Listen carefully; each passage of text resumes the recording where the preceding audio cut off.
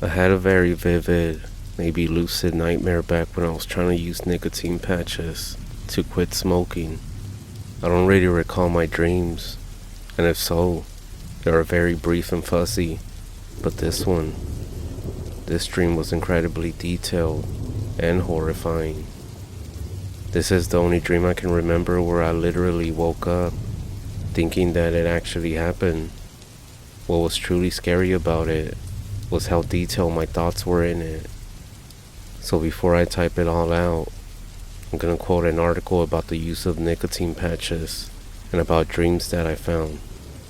Giving up smoking is crazy stressful, so anything that chills out the cravings, uncontrollable crying, and insomnia should be a big relief.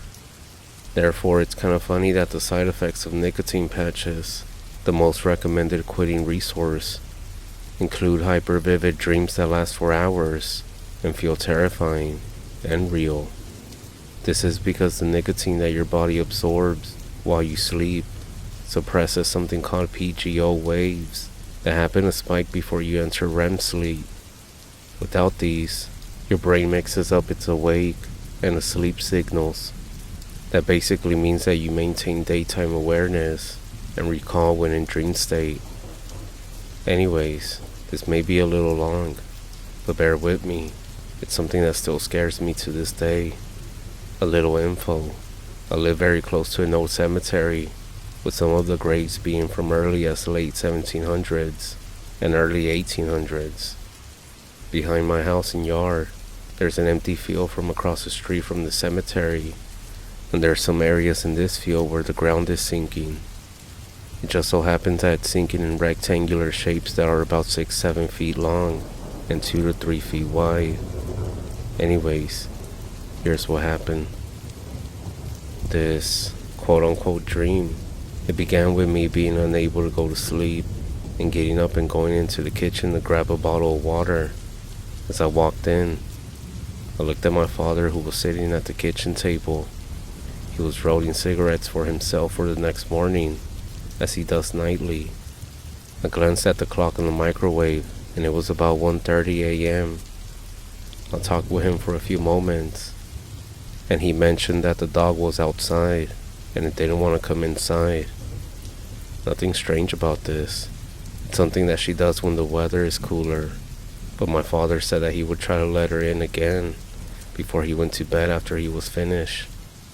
I went back into my room and turned the TV on for a bit, just a white noise YouTube video. I was having trouble falling asleep. Then after I heard him go to bed, I went back into the kitchen to toss out my water bottle, and I looked to the back door where the dog was laying against the glass on the door. She was just there grinning. She's an Australian Shepherd, and she's a smiling breed and maintains eye contact with me. Again, nothing weird about this. However, I assumed that when my father was downstairs, the dog didn't want to come in, and maybe now I finally did. Plus, there was now snow on the back porch and some ice, so I was like, alright, I'll bring her in. She would only lay by the door when she was ready to come in, though for some reason, I felt a little bit unnerved. I glanced down at the kitchen table, and my dad had left a sticky note. He'll sometimes write a little note with instructions for the morning, a simple, wake me up at 5:45 for work, sometimes a dad joke, something of that nature. However, when I read this note, it said, do not go outside, and don't let the dog in. Now this was weird. Despite the message being a bit strange, I glanced at the door again, and she was still laying there, staring. Thought about it for a moment. Maybe I'll let her in once I'm ready to go back to sleep. Plus, me and my father have a good relationship, and so I knew for some reason he was saying this. So, I decided to roll myself a cigarette and go to the garage for a smoke. She'll most likely get up and go to her doghouse and sleep in there until the morning. Or maybe somebody in the house will be up in a few hours, and they will let her in if she's still there. So as I'm rolling my cigarette, I glance over and she's still staring. I roll a second cigarette, and then I grab the lighter, and I turn to head towards the other door to the attached garage to smoke. That's when she stands up and starts pawing at the door and starts to whine. I look over at her, and she's now standing on her hind legs, pawing at the doorknob. Now this is where some red flags start going off. She definitely has never done that, and I just tell her to go to her doghouse. I can't let her in right now. She now starts barking and continues to paw at the door handle. I turn the corner and walk over to the garage door, which also has a window on the door. As I'm about to open it, I freeze. I see our dog in the garage, where she usually sleeps. If our dog is in here, then who the fuck is that in the backyard? I feel a chill go down my spine, and my heart starts racing as I'm still hearing the pawing on the glass door. I put my cigarettes and my lighter down, and I turn the corner back and look towards the door, and there's silence now. Not to mention, we have a motion sensor light in the back, and this whole time it was on, and now it wasn't. I turn and walk back to the garage.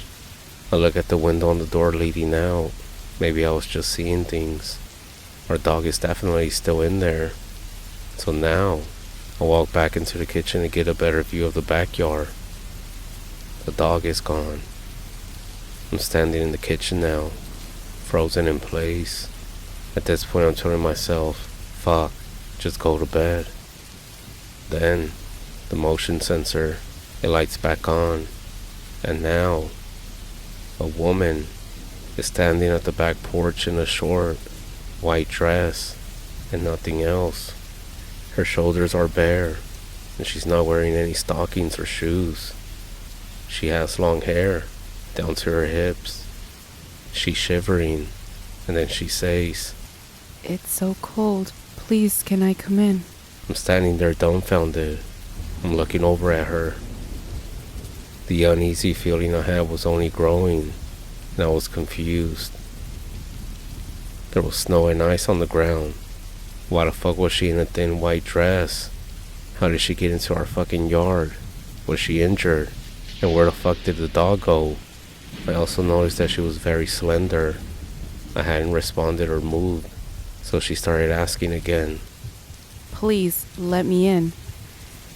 At this point, I'm still frozen in place, and I'm thinking about waking up my father, or even calling the police. As I'm looking at this woman, I noticed that her limbs are pretty long. Her arms didn't match her torso, and her fingers seemed to be long as well. Suddenly, she started pounding on the door, grabbing and shaking the door handle, and demanding to be let inside. "Let me in. Let me in." I was debating where a weapon was, remembering that there was an axe underneath the kitchen sink. At this point I was trying to mentally prepare myself to use it, or maybe snap myself out of my frozen panic. I felt paralyzed, and my mind was racing. Then, the woman began cackling, continuing to pound on the door and jiggle the door handle. And in that moment, I realized that she looked, aside from the awkward limbs and overgrown fingers, she looked exactly like me. That's when the motion sensor lights began to flicker. She froze as well, and just stared into my eyes and grinned, asking once more to be let in. "Let me in." Then, I woke up. I ended up telling my friend about the dream. At this time I knew nothing about them, but he right away said that it sounded like a Skinwalker. Of course, it was just a dream. I think it was. Whether it was a dream or not, it still freaks me out to this day. I also have a few sleep paralysis stories that are interesting, somewhat creepy. At this point I kind of think, without trying to sound crazy here, that in each of those instances, something was actually trying to communicate with me. It's always the same figure. The same one that I see when I have sleep paralysis. I've never seen its face, however, but I heard its voice. Extremely tall, but all I see is a silhouette. I have had 2 scary encounters with it, and I also have had 2 encounters where I believe it saved my life. But who the fuck knows at this point? But the dream that I just told you about, if it was even a dream, is the scariest shit that's ever happened to me. What about y'all? What do you all think?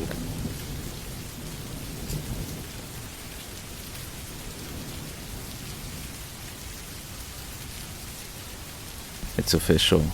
I'm an old man. For the last couple of years, I have found comfort in myself by saying that I'm in my early 70s. But math is simple and unforgiving. Today is my 75th birthday, and God, the years do fly. I'm not here for your well wishes. This is a milestone that I'm not really excited about.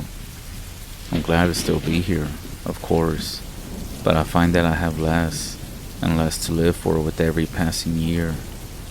My bones ache, my kids live far away, and the other side of my bed has been empty for just over 8 months now. So spare me your happy birthdays and all your well wishes. I'm here because I have a story for you, and it's one that I never told before. I used to think that I kept it inside because it was silly, or maybe because nobody would believe it. I found though, that the older you grow, the more exhausting it becomes to lie to yourself. If I'm being perfectly honest, I have never told anybody this story. It scares me, almost to death, but death itself seems friendlier than it used to. So listen close. The year was 1950. The setting is a small town in Maine. I was around 9, rather small for my age, with only one friend in the world to speak of, and his family decided to move 2,000 miles away. It was shaping up to be the worst summer of my life. My dad wasn't around, and my mom was a chore whore. Boy, was I proud of myself when I came up with that one. So I wasn't about to hang around the house. I decided the public library was the place to be that summer. Its collection of books, children's books, it was meager to say the least, but within the walls of that place, I would find no undone chores, no nagging mother, God rest her soul, and maybe the most important, no other children with whom I would be expected to socialize with. I was the only kid with a low enough social status to spend his precious days of freedom in the bookshelves, and that was fine with me.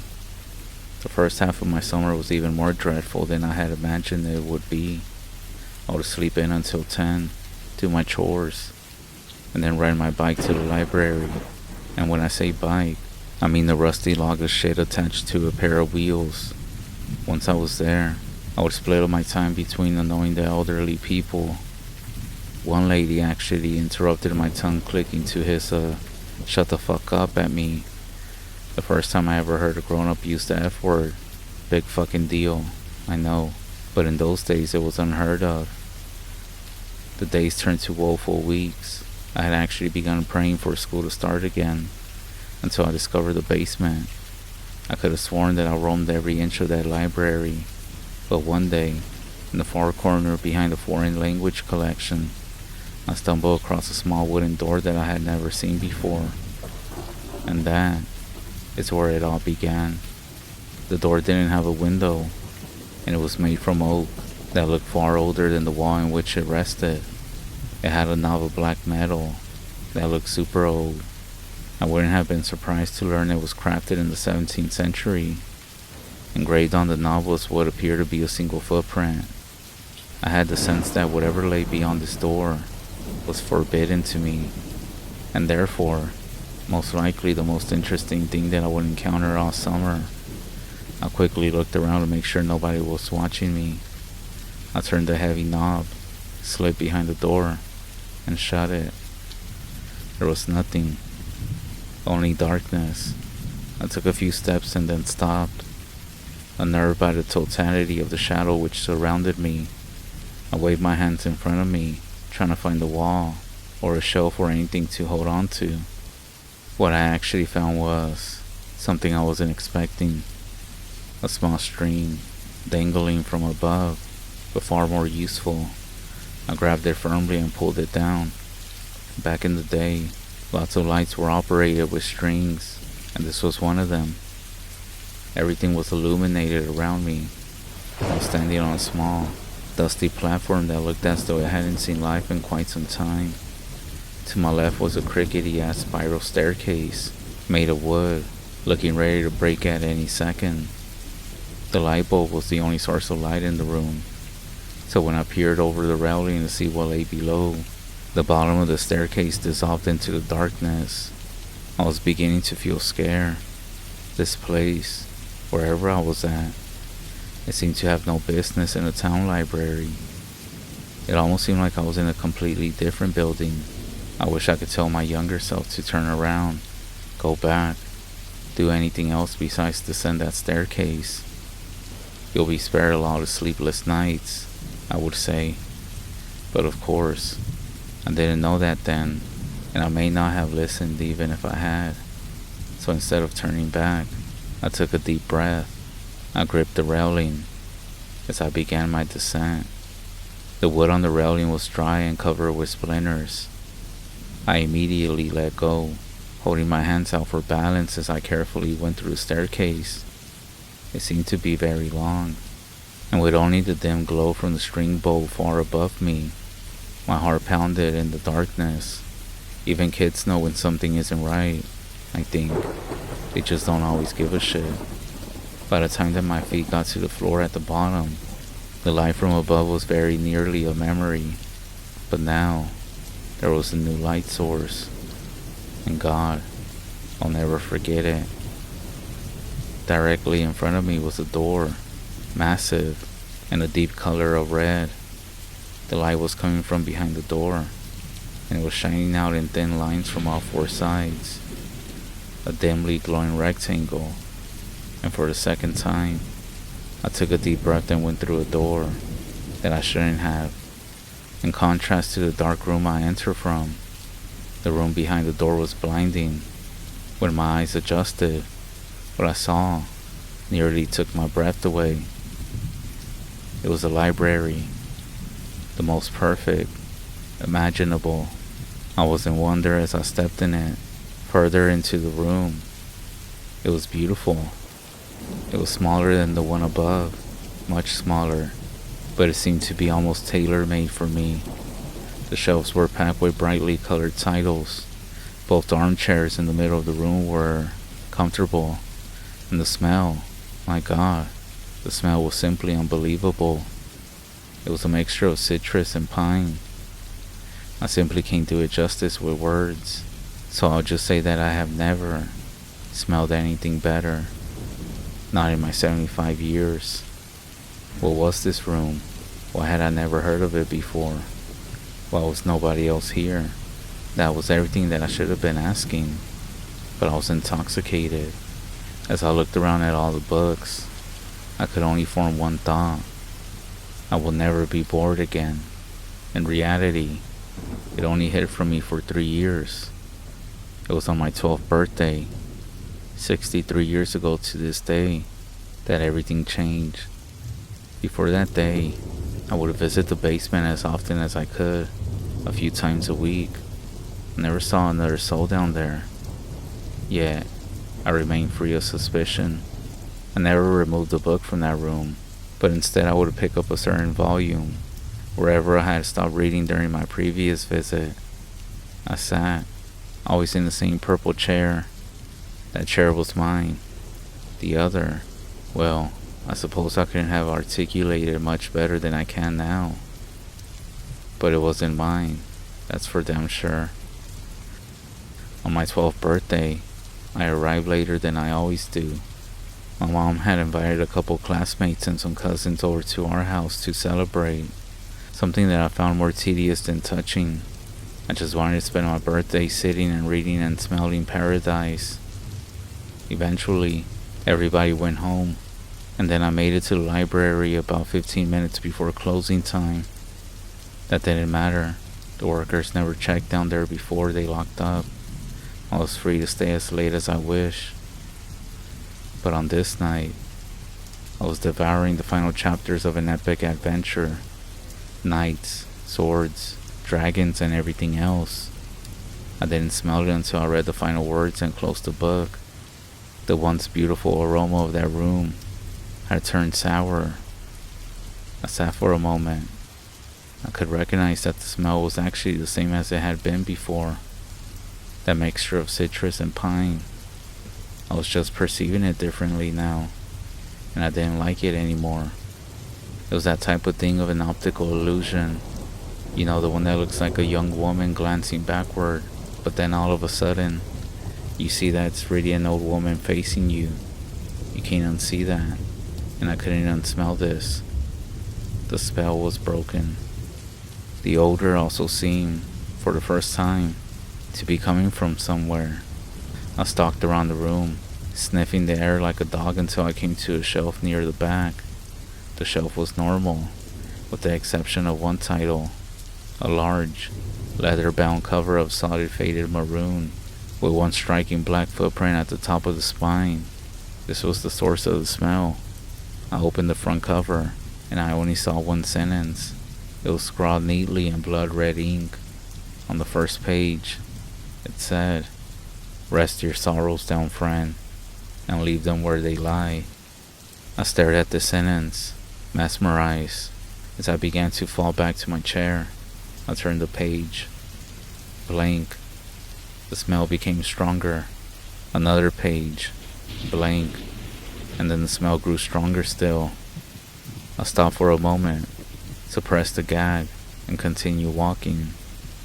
Then, as I got close to the chair, I turned one final page, and there, in the same sinister print, was the last thing that I would expect to see. My own name. I dropped the book.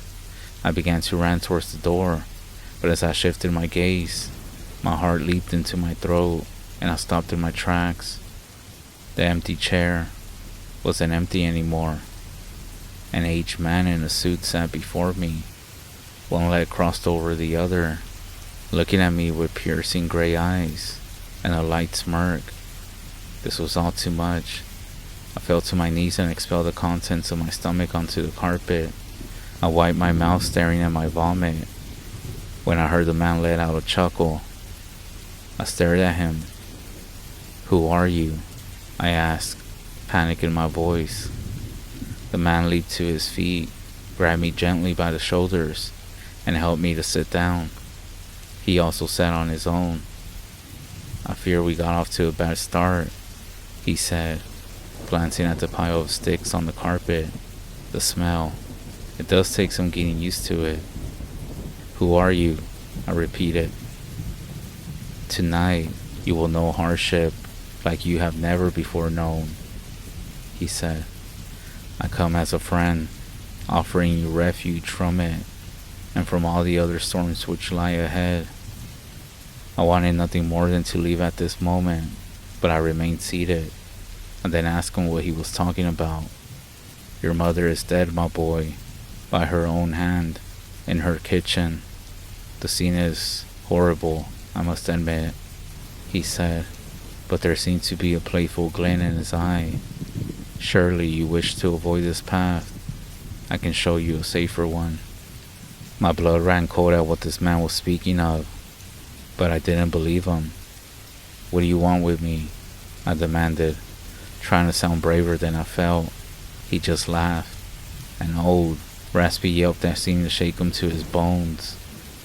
"Nothing but your friendship," he said. Sensing that I found his answer not enough, he expounded. "I want you to come on a journey with me. My work is noble, and maybe, when I'm done," he sighed, running his bony fingers through his thin white hair, "maybe then, my work can be yours." I stood up, shuffling towards the door, but never breaking his gaze. "My mom isn't dead. She's not." "See for yourself, if you must," he said, pointing towards the door. I threw him a glare and bolted for the exit. As my hand closed around the knob, I heard him say my name softly. In spite of myself, I turned around. "Your road won't be easy, friend. If it ever becomes too much for you, and I mean ever," he said, pausing to sweep his hand over the room. "You know where to find me." I slammed the door behind me and took the stairs 2 at a time. I went out the library. I climbed onto my bike and hightailed it home. The front door was wide open. I left my bike in a heap on the ground and approached the house. The old man was lying. He must have been. Still, tears began to burn my eyes. My heart was pounding. I stepped inside and called for my mom. I heard nobody answer, so I turned towards the kitchen. To this day, I'm not sure why she did it. I lived in that small town in Maine my whole life, and one time in my late 20s, I summoned the courage to step inside. Life was good at that time, and my fear had begun to morph into idle curiosity. Where the door to my basement once stood was only a blank wall. I asked the librarian what had become of that basement, even though inside of me I knew the answer. There was no basement. There had never been a basement. In fact, if she had her facts correctly, all the zoning rules of the city didn't allow a basement in the area. I had been haunted by a sickly sweet smell, that poisonous blend of citrus and pine, when I saw my mom in the kitchen that day, on the ground in a pool of her own blood. I smelled it. When a man claiming to be my father knocked on my college apartment door, begged me for money, and beat me within an inch of my life, I also smelled it. When my wife miscarried our second child, I smelled it. And again when she miscarried our fourth. When our oldest son got behind the wheel of the family Buick, completely shit-faced, and got his girlfriend killed, I smelled it. I began to smell it even more as my wife became sick. She died late last year, and now I'm alone for the first time in more than half a century. And now I smell it just about every day, and it feels like somebody's inviting me. A few months ago, I went back to the library, and the small oak door with the handle was there, right where it used to be. My evening walk has brought me past that library every day, but I haven't gone inside. Maybe tonight I will. I'm scared to die, but lately, I'm even more scared to keep living.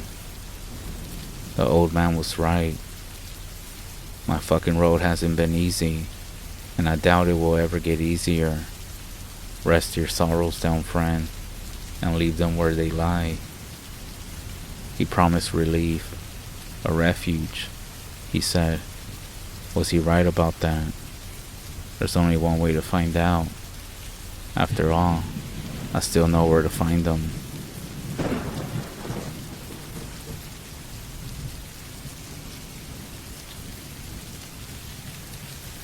So I've been reading stories on here for a while now, and I would figure that I would share my own. I had to get my brother to help me recount this as I was only 12. This happened about 6 years ago. As stated, I was about 12 and my brother was 26. My brother had been serving in the US Army for several years now when this happened, and he was gonna go to the Middle East on his second deployment, if I remember correctly.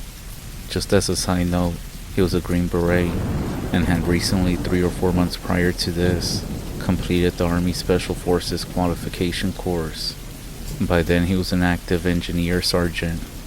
Definitely not someone you want to mess around with. Given that we both grew up with a passion for the outdoors, he thought that it would be nice to take me on a backpacking trip to North Alabama before he was gone for 9 months. The trip had gone well. That's until the third night when we were camping out around 8 p.m. We had our camp set up, eating dinner, and we were sitting by the fire talking about typical boy stuff, guns, girls, and everything else in between. For some reference, our spot was about 50 yards from a stream. and about 50 yards downhill to the large path. Our camp, the stream, and the path formed a triangle of sorts. This was summertime in Alabama, so it wasn't quite dark yet. That's when two random guys, who looked to be in their late 20s, came up and asked if we had seen any hogs while we were hiking around. We had actually seen some further into the wilderness area, and we told them so, even though they were very polite. My brother called them good old boys. I got a creepy vibe from the dirty clothes, greasy hair, scraggly facial hair. They kinda hung around for a few minutes, maybe a little longer than they should have, looking around, asking us questions like how long we had been out there, how long we were staying. They then said goodbye and walked away. I didn't feel threatened by them, and I know for sure my brother didn't, but I was still uneasy about the whole thing. So about 3 or 4 hours later, my brother and I had gone to sleep, and we were inside our tent when I woke up to the sound of a few dogs barking. I always been a heavy sleeper, and they sounded like they were about 100 yards away. My heart immediately started pounding, and I kicked my brother awake through my sleeping bag, and I asked if he was awake or heard the dogs. He responded, "I'm awake. They've been getting closer for the past hour, so just lay still and don't make any sounds." Needless to say, 12-year-old me was about to crap my pants. We would also hear some random shouts from several different sources, but none of them came any closer. A few minutes later, my brother whispered, "They're just looking for some hogs. They use the dogs to pin them down, and then they shoot them." This gave me some relief, but not so much. Somehow I was able to fall back asleep. The fact that they were doing this at night was a huge red flag.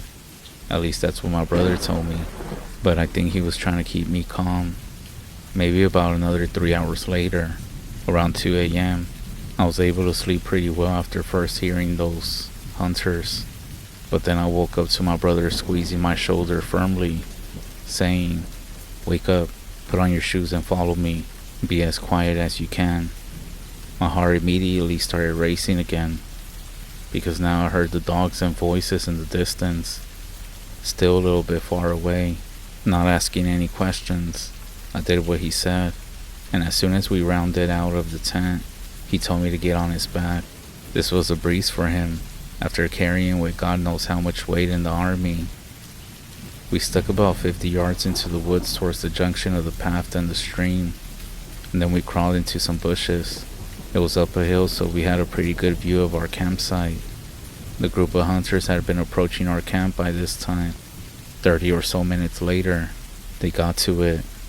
There were 5 of them, and like 3 or 4 dogs, but 2 had either rifles or shotguns, and the dogs were going crazy, obviously having smelled our scent. For those of you who are backpackers or campers, nobody who comes up on a random camp in the middle of the night with dogs and guns has good intentions. And of course my brother knew this. I was still scared. I couldn't make out what they were saying, but my brother later told me that they were talking about us, even though he hadn't heard any specifics either. They lingered for about 20 minutes, shining their flashlights around and talking to themselves when my brother put his mouth to my ear and said, "If they come towards us, I want you to turn and run as quickly as you can. Don't stop, don't look back, and stay off the trail, and look for the flashing lights." I didn't know what he meant by this, but that would come later. I knew I could make it back. He did teach me land navigation pretty well. He then handed me a flashlight and told me not to take the red filter off. He told me later that that filter helps preserve night vision and cuts down ambient light, so it'll be harder for someone to see us from a distance. At this point, I was so scared I almost started crying, but at the same time had a rush of adrenaline. And what I now think was confidence, that he thought that I could handle myself. We lay there for a while longer, when out of nowhere, they started screaming, "Where the fuck are y'all?" And they started firing into the woods at random. My brother dragged me back behind the crest of the hill and threw himself on top of me. Because of our position on the top of the hill, we were safe from any gunfire. They shot maybe 5 or 6 more times, and then they started walking back the way they had came. They got maybe 100 yards away when I heard sirens and saw lights flashing through the woods. It turns out my brother had called the forest office on the satellite phone that my family had for emergencies as I was sleeping, and they had sent some officers to our area of the wilderness. The Sipsey Wilderness is about 25,000 acres in size, so it took them a while to get there on the dirt roads. When we saw the truck, my brother signaled them with the light and pointed them the way the hunters had gone, and the guy sped off shining his spotlight through the woods. As soon as they were all gone, we went back to our camp, packed up all our shit, and waited by the path for the officer to come back, who then gave us a ride in his truck bed back to the main staging area. On the drive back, my brother told me how brave I had been, and that we would talk about it with our parents the next day if I wanted to. I asked them not to do it because I thought they may never let me go camping again. We never got information on what happened to the rednecks we encountered. I have many friends who have gone out to the Sipsey area and had a great time with no creepy stuff going on. However, it is truly a wilderness area. A law enforcement response, if you can even get to them, would be very slow. I was lucky that my brother was there and reacted so quickly. Otherwise, who knows what could have happened. We also got lucky that whatever their intentions were, they either reconsidered or just lost interest in it. I will note that when they left our camp, the officers showed up pretty soon afterwards, but I didn't see what the guys and their dogs did. If I remember correctly, they headed in some way parallel to the stream, away from the trail, and not accessible to any kind of vehicle. Maybe the officer continued on and took another trail to try and cut them off. We waited for around 30 minutes for him to come back, and he said there were other officers out looking for them. There's only so many ways that you can take a truck or quad bike down, so anything beyond that would also have to be done on foot.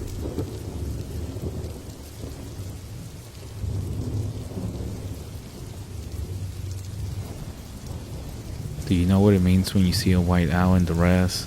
Depending on what tribe or REZ you're in, when it comes to the white owl, it can mean death, or some other kind of different meaning.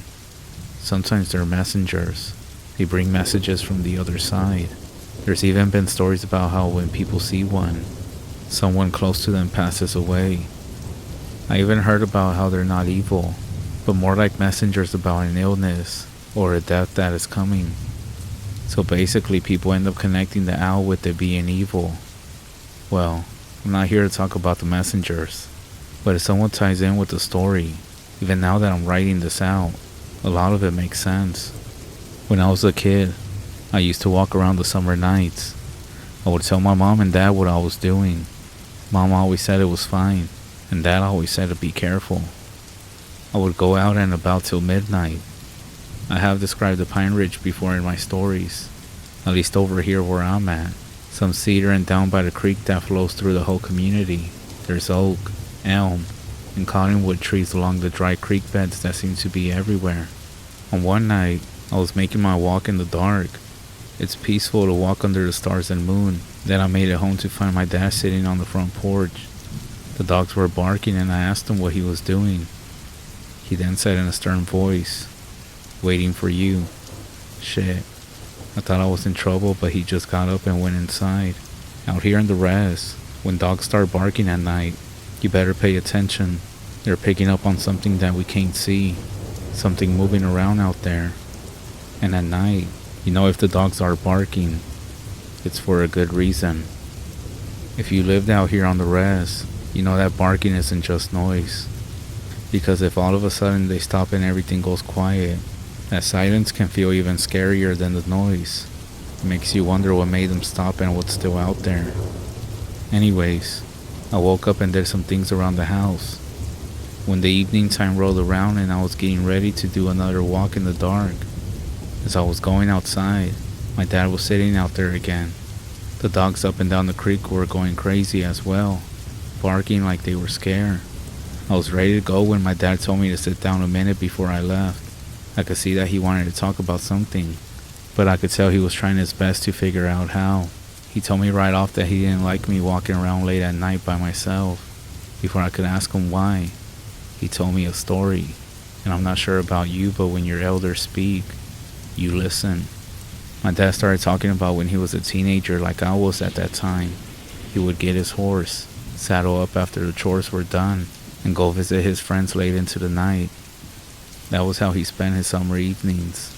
One night he was on his way home. It was late. The full moon was just rising in the east. It was about 1/4 of a mile from when his horse stopped on its own and started staring into a dry creek bed. He sat up on his horse and looked down into the dry creek bed, trying to make out what his horse was looking at. His horse snorted and did a little hop. He got his horse under control. It was still looking into the dry creek bed. My dad thought he saw something moving, but he wasn't sure what it was. It was white, and it seemed to be moving in the trees below. He continued watching, when all of a sudden it jumped up into the air and came towards him. It did scare the horse. It took a few quick steps to the side. He reined it in while the white thing came at him. It was a bit unnerving, so he relaxed his grip on the reins and let the horse go. He got about 20 feet when the white object came out of the dry creek bed behind him. He looked at it as it came closer, and it was a huge white owl, flying. Something about it scared him off, so he took off. It flew behind him as he rode his horse. Eventually it flew over him. It was a pretty big owl, he said. The wingspan was as long as his horse was from tail to nose, and the body looked like about 3 feet long. Dad said it flew off, directly towards the moon, and eventually it disappeared. He just sat on his horse as it was flying away. Once the weird feeling wore off, he continued back home. Home was at the bottom of the hill, surrounded by the creek on the north and west. To the south were pine-covered hills, a dry creek bed to the east, and a big alfalfa field that was fenced off. He got to the top of the hill, and then his horse already snorted, jumped sideways, while looking towards the alfalfa field. The moon was slowly coming up, but all he could see was deep shadows in the field along with the haystacks that were there as well. He couldn't see anything, but thought it was deer running around that was causing his horse to spook. He looked in the same direction that the horse was looking at. When it snorted, and it jumped again, he grabbed on with his knees, looking towards where the horse was looking. In the slowly rising moonlight, he could see something laying on top of the haystack. A slight breeze from the south came and his horse snorted again, and then it took off towards the house. He just held on to the reins and let the horse go. It slowed down long enough for him to get off, and then it took off behind the house. He went inside. His mom asked him what was going on, and he told her what happened and what he saw in the field. As he was telling my grandma what he saw, he said the dog started barking like crazy. He said this just made the whole situation worse. That's when she called for my grandpa. He came out of the bedroom, and she told him what happened to my dad.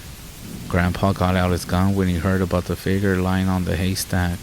He told my grandma and dad to stay inside while he went to see what was going on, and then he walked outside. The moonlight was brighter now as he walked out of the house and down to the fence line for the alfalfa field. He opened the gate and started walking out into the field, looking around at the haystacks that were closest to the house. The 4 haystacks that were directly south of the house were clear from what he could see in the moonlight. Grandpa started walking towards the 2 haystacks that were northeast of the house along the dry creek bed. The first haystack he didn't see anything, but as he got within 50 yards of the second haystack, he thought he saw something peeking over the top but slowly sliding down.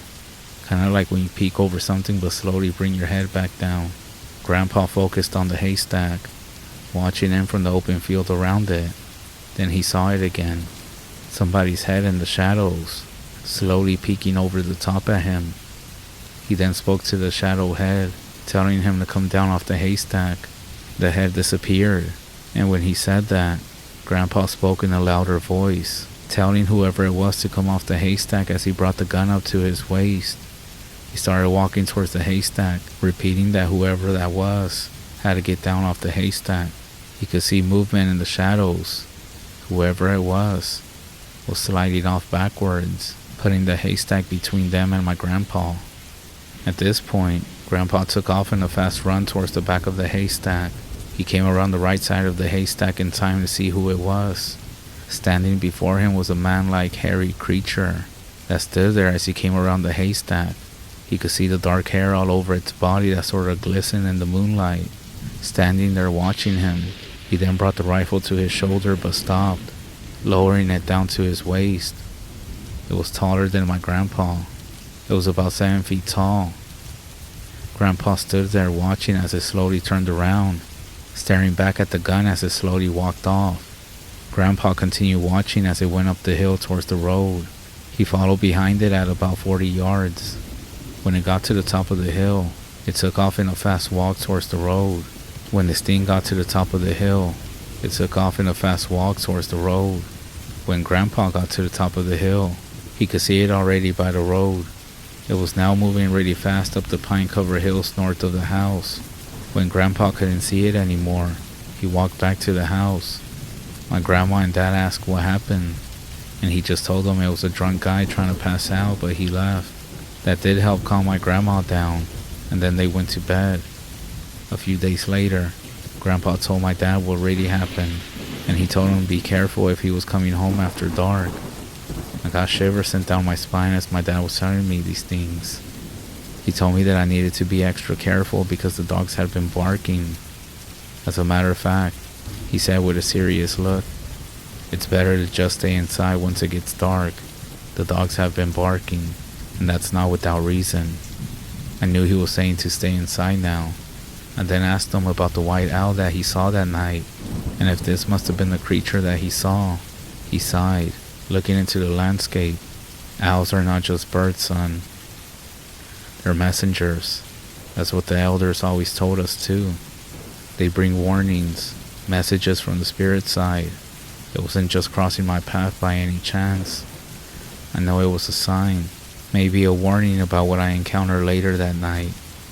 Sometimes they warn us of illness or death. Other times they're just letting us know to be cautious. But that night, with that thing on the haystack, I'm pretty sure the owl knew. It knew that something wasn't right. It's all connected, son, don't you see? These signs, these warnings, we have to pay attention to them. Of course, not out of fear, but out of respect.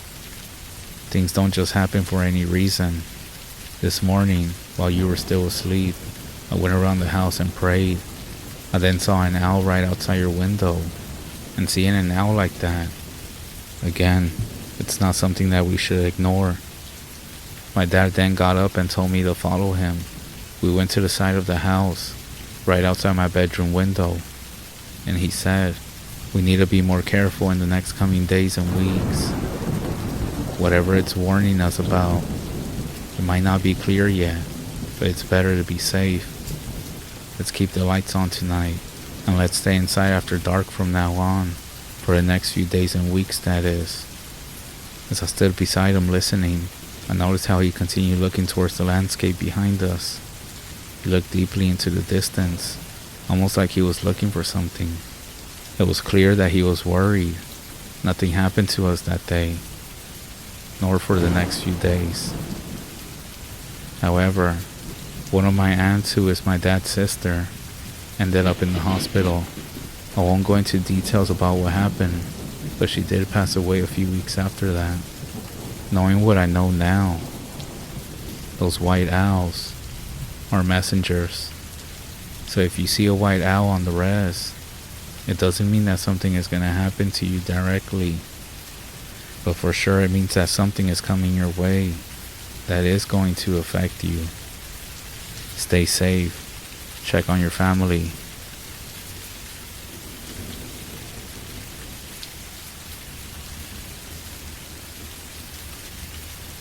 In many areas of the American West, cutting firewood in the national forest is a necessity if you want a warm house throughout the winter. Our home in central Idaho was no exception. It was normal for my dad to pick me and my brothers up after school and head into the mountains for an afternoon of firewood gathering. My dad would fell the dead trees and then saw them into chunks. My brothers and I had the task of rolling the wood to the truck and loading it. We would continue this assembly line process until we had a truckload of wood. It always happened before nightfall. Hot, sweaty, and exhausted, we would pile into the truck cab and make our way down the mountain. At home the next day, We would unload and split the wood and stack it into neat little bundles. This process was repeated until we had a winter's worth of fuel for the house, our grandma's cabin, and some extra for some neighbors. On this afternoon, we decided to try a different logging road on the other side of the valley. This was well outside our familiar logging area. There was no real reason for the change, but my dad said he wanted to change the scenery. This logging road wasn't maintained in some time. Large rocks and fallen branches littered the path. My brothers and I had to walk out in front, pushing rocks and going out of the way as my dad lurched the truck up the switchbacks. Yard by yard, we slowly made our way up the mountain. As we ascended the mountain and got further into the trees, the strange feeling started to set in. I wasn't sure if I was exhausted from the hike or something more. There was electricity in the air, like the whole mountain was buzzing at a wavelength just below my senses. In some odd way, it felt like the mountain knew we were there, and it wasn't welcoming our presence. I wanted to say something to my brothers, but before I opened my mouth, my younger brother said, "Does anybody else feel like we're not welcome here?" My older brother and I stopped in our tracks and looked back at him. Both of us nodded. This moment was broken by my dad honking and telling us to continue clearing the path. We continued pushing to a small clearing in the woods when we finally stopped the truck. My dad, oblivious to how we're feeling, or simply choosing to ignore it, he grabbed his saw and started working. As the wood was felled and loaded, I couldn't shake that feeling. I noticed my brothers were just taking glances over their shoulders as we worked. Everyone but my dad seemed to be on edge. The sun nestled down into the trees, and twilight began to set in as the light drained from the sky. My anxiety only intensified. It wasn't until my dad told us to load everything up that a wave of relief fluttered over me. I could sense the tension between my brothers start to fade away as well. The truck wasn't even fully loaded. It did throw me off, as we always left with the truck fully loaded. Getting a half load was basically a waste. According to my dad, we would sometimes work in the dark just to make sure the truck was full. But tonight he seemed persistent to head home. With everything loaded, we started down the road. Even though dead tired, everyone seemed to be in a much lighter mood. We were patting and cracking jokes while trying to blow off steam from the afternoon. We were almost out of the tree line and into the valley desert. Whenever you go down the switchbacks, you want to be careful, especially when your truck is loaded, even if it was half, that is. That's when a brown blur jumped up from the downslope side of the switchback. The F-bomb was the only thing that came out of my dad's mouth as he slammed on the brakes. Loaded with wood and traveling downhill, there was no way to avoid smashing into whatever this thing was. The truck finally grounded to a standstill. The four of us peered through the windshield. Nobody said a word. Illuminated in the yellow glow of our headlights was the crumpled body of a deer. Grumbling and cursing the deer's existence, my dad got out the truck to investigate. Doing as we were told, my brother stayed put in the truck. I didn't listen, following close behind my dad. The truck was fine. We hadn't been traveling fast when we smacked the deer. Just some hair and blood on the grill guard. Hitting a deer wasn't really that unusual. The mountains were full of them. What was strange was that the deer dropped so quickly. At faster speeds, deer can still be upright and sprint away to die in the woods after a collision. You know, that last burst of adrenaline. But this one just fell over like a rag doll. A deep foul smell hit us before even approaching the carcass. Deer do smell bad when they're alive, but this was on a whole other level. It was the smell of decay and rot. My stomach began twisting as we got closer. My nostrils were burning, coming up on the deer. It was dead. Like, really dead. The stench was so overwhelming my eyes were watering. The body was a true horror scene. The deer's eyes were gone, replaced with holes as if to overcompensate for their absence. The tongue was swollen and black as coal. It couldn't be contained and it was hanging out the side of its mouth. The underbelly was split open. In the dim headlights, it looked as though the deer's fur was moving, wiggling almost.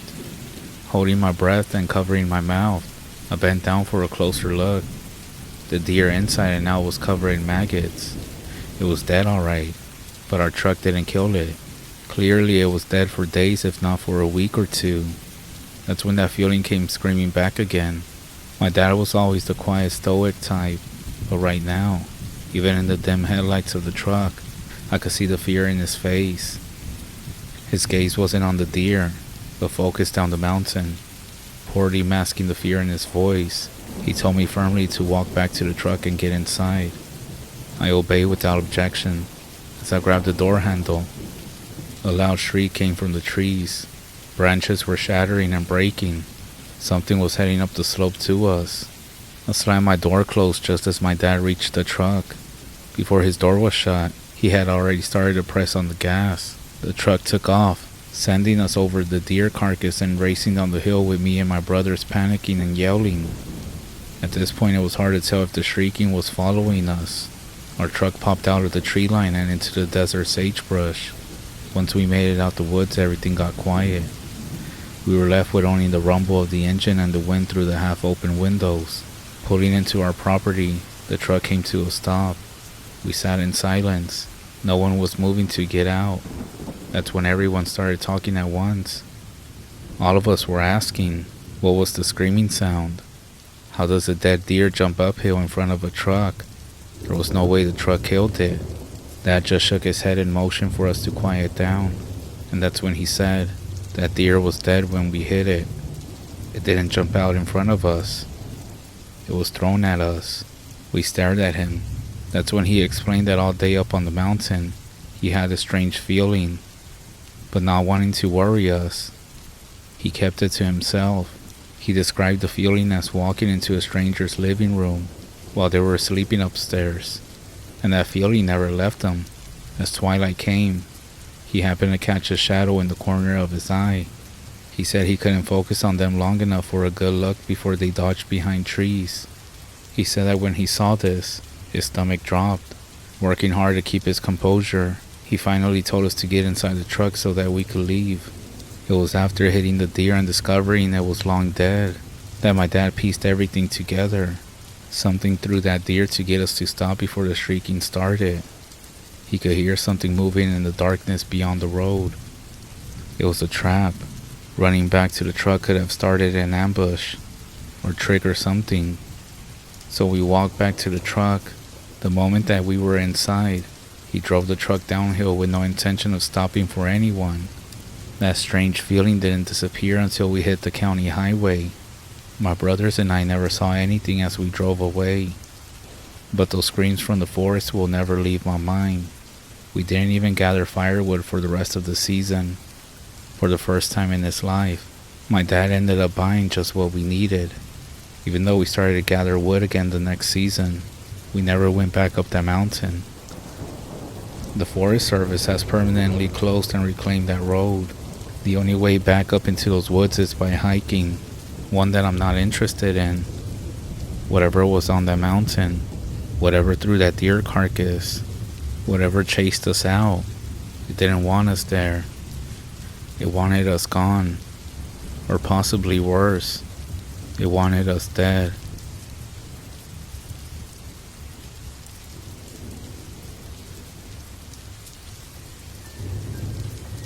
Today is 2 days away from the anniversary of my niece's death. No one knows how she died except her mother, who passed away recently, and me. I don't know who to tell, but I need to tell someone. No one would believe me anyway. They'll lock me up like they locked up my sister. I wouldn't blame them though. I hardly believe what happened myself. Bethany was going to be 10 years old the day after Christmas, the year she died. She still believed in Santa. I thought she was too old for that shit, but her parents thought it was cute. They did everything they could to keep her from realizing it was just a lie. Bethany loved Christmas and Santa and elves and all that. She used to tell me about an elf that would hide in her house. I just figured Her parents must have been hiding a toy elf or something. But when I asked them about it, and they said they didn't have any elf dolls, I thought they were joking. Bethany's stories about the elf started getting stranger. She told me that one night she woke up to the elf sitting on the dollhouse next to her bed, watching her with its empty glass eyes. After that night, she said the elf turned bad. She said it would move around her room, making strange noises at night, and she told me if she tried to get out of bed, the elf would run towards her and bite and claw her feet and ankles. The elf, she said, had too many teeth, which were long and thin but not pointed. She said its nails were long and sharp, like claws. I didn't believe her, but then she showed me the scars and new bite marks. The bite marks were normal human size, but very deep, and definitely with more teeth marks. That's when I started to worry. I didn't believe in the elf at that point. I thought maybe she was doing it herself, and I thought she might have been seriously, mentally ill. I wish I was right. I told my sister my concerns about her daughter. She was worried too, so she found a psychiatrist for her. I thought that would help Bethany, but as Christmas came near, she seemed to get worse. I was staying over at my sister's house for Christmas Eve, and Bethany asked me to sleep in her room to protect her from the elf. I told her yes. I thought that was a good idea, so I could figure out what was going on with her. Maybe she was biting her own ankles in her sleep. That night, Bethany woke me up and asked if I would get her some water. She didn't want to get up because she was afraid the elf would attack her. I also didn't want to leave the poor girl in there alone, so I told her she had to come with me. She didn't want to come, but I wouldn't let her stay. I should have listened. My God, maybe she would still be alive if I listened. It's my fault. She's dead. When we got by the door, I saw it. The elf was tall, with strange teeth and blank white eyes. I thought I was imagining, so I turned on the light, but it didn't go away. I know I should have tried to leave, but instead, I tried to take a picture of it. As soon as I did, it started to run at us so fast, I could barely see it. Everything happened so fast. Bethany, who had been standing so still, pushed me out of the room so hard that I fell to the floor. The door slammed shut. All I could hear was a voice screeching so loud I could hardly hear Bethany's screams. It sounded like the voice was saying Merry Christmas, but it wasn't pronounced right. It sounded like Merry Christmas. I was trying to get back in the room, but the door was locked. I tried to kick it down, but I wasn't strong enough. I ran into the kitchen to find something to break the door as I called the police. They thought it was a joke. I don't understand how they didn't hear the screaming. How did her parents not wake up? I found a brick and decided that was good enough to make a hole in the door or something. Then I heard a ripping sound, and the screams and screeches stopped. I cautiously opened the door, which somehow unlocked, and the walls and the bed and all her toys and furniture were bright red, soaked in Bethany's blood. On the floor, the elf was hovering over Bethany's corpse. It was split in half vertically, and the elf was wearing her intestines around its neck and eating them. I screamed louder than I ever screamed before. Bethany's mother finally came out of her room and saw what happened. She didn't even make a sound. She just stared at the horrifying scene. We closed the door and put things in front so it wouldn't open. We went into the living room to wait for the police. When the police finally arrived, they questioned us and her husband, who hadn't heard a thing. I couldn't say anything. It was like a dream, so unreal. I just sat there, staring into space. The only one who told the police what happened was my sister. The police removed the barricade from the front of Bethany's room, but when they opened the door, nothing was there. The blood was gone. The elf, Bethany, everything. The room looked completely normal. Besides, snow blowing in from the window. Everything was gone like magic. The police stated a search party. They thought she ran away. After everyone left, I stood in her room alone and cried. I heard the sound of bells, and then I heard the elf whispering, "Merry Christmas." I ran out of there. It's been over a year now since Bethany's death. After Bethany died, my sister's mental health began to go down. She boarded up the doors and windows of Bethany's old room. She never slept anymore. We found her trying to cut open her stomach several times, and we had to have her live in a mental hospital, where she ended up killing herself by making a noose out of her bed sheets. Now, I'm the only one who knows what happened. Everyone else still thinks she's missing. I don't go near that house anymore, and I can't bring myself to talk to Bethany's father. But no matter what I do to forget what happened, I can't. Sometimes I can still hear it, the voice of that elf at night, and I'm afraid it's going to kill me next. It's almost Christmas.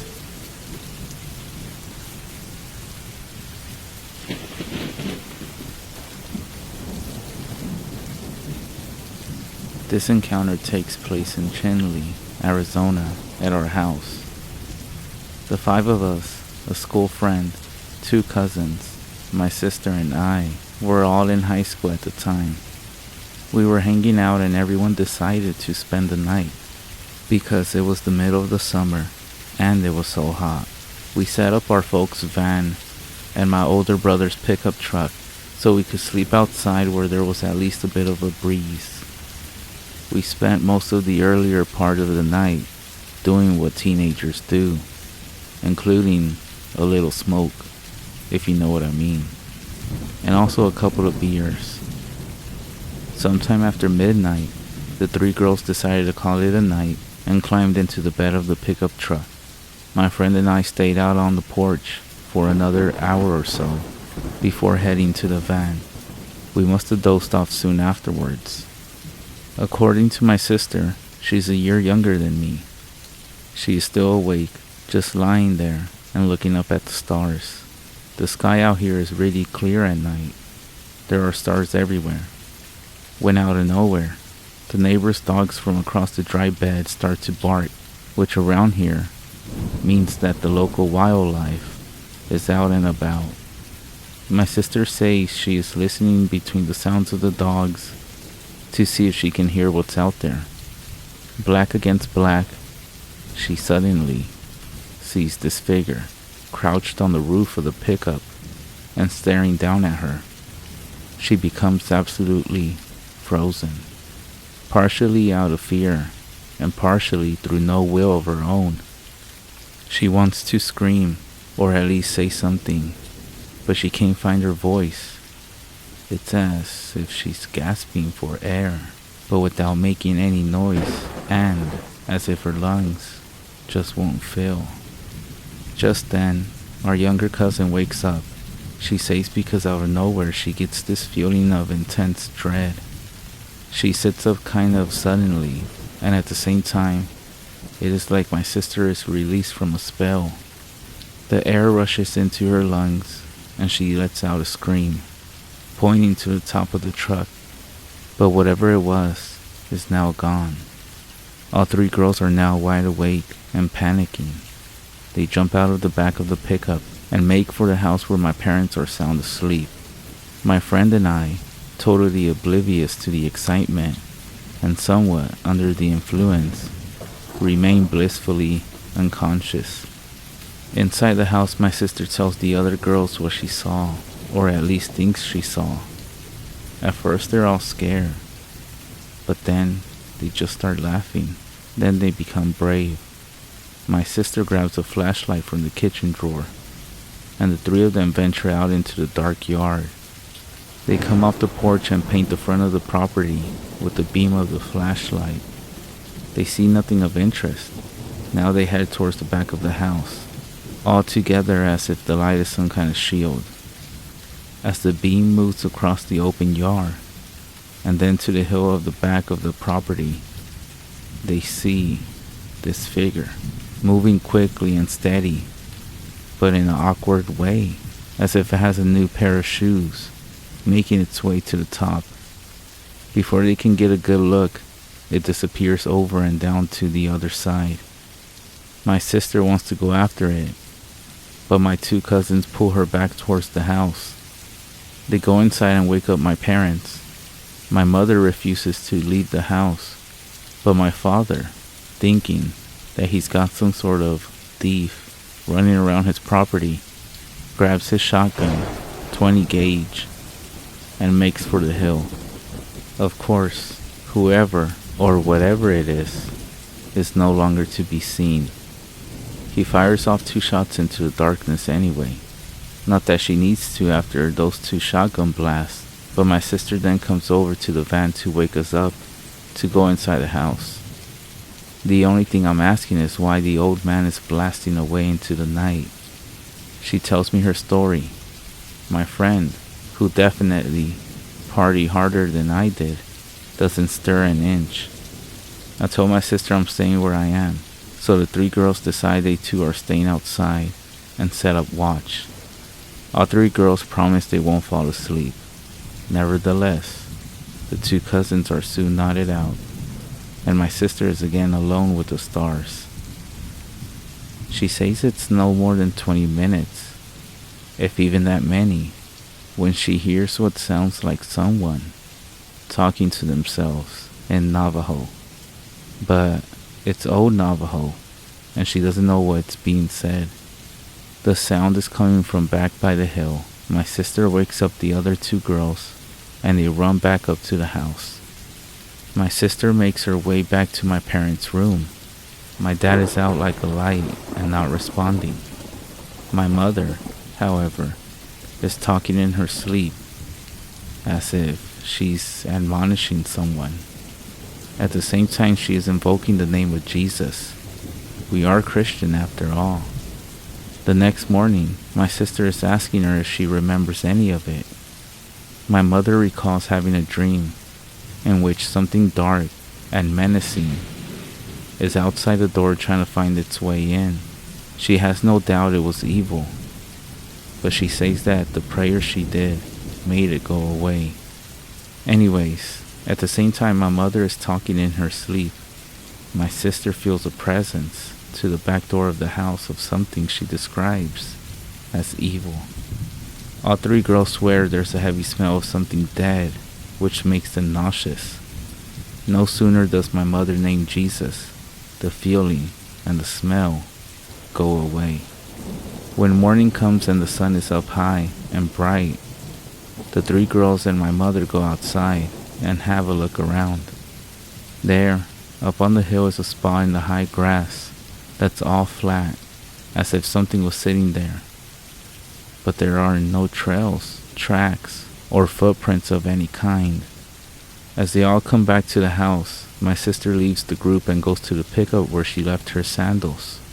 She finds upon one of them a clump of long black hair, frizzy and tangled. All of the girls, including my mother, have dark hair, but none of them like that clump. She shows it to my mother, who tells her to immediately throw it into the fire of the stove. She tells her it is the mark of a skinwalker, who intends to do bad medicine and must be destroyed.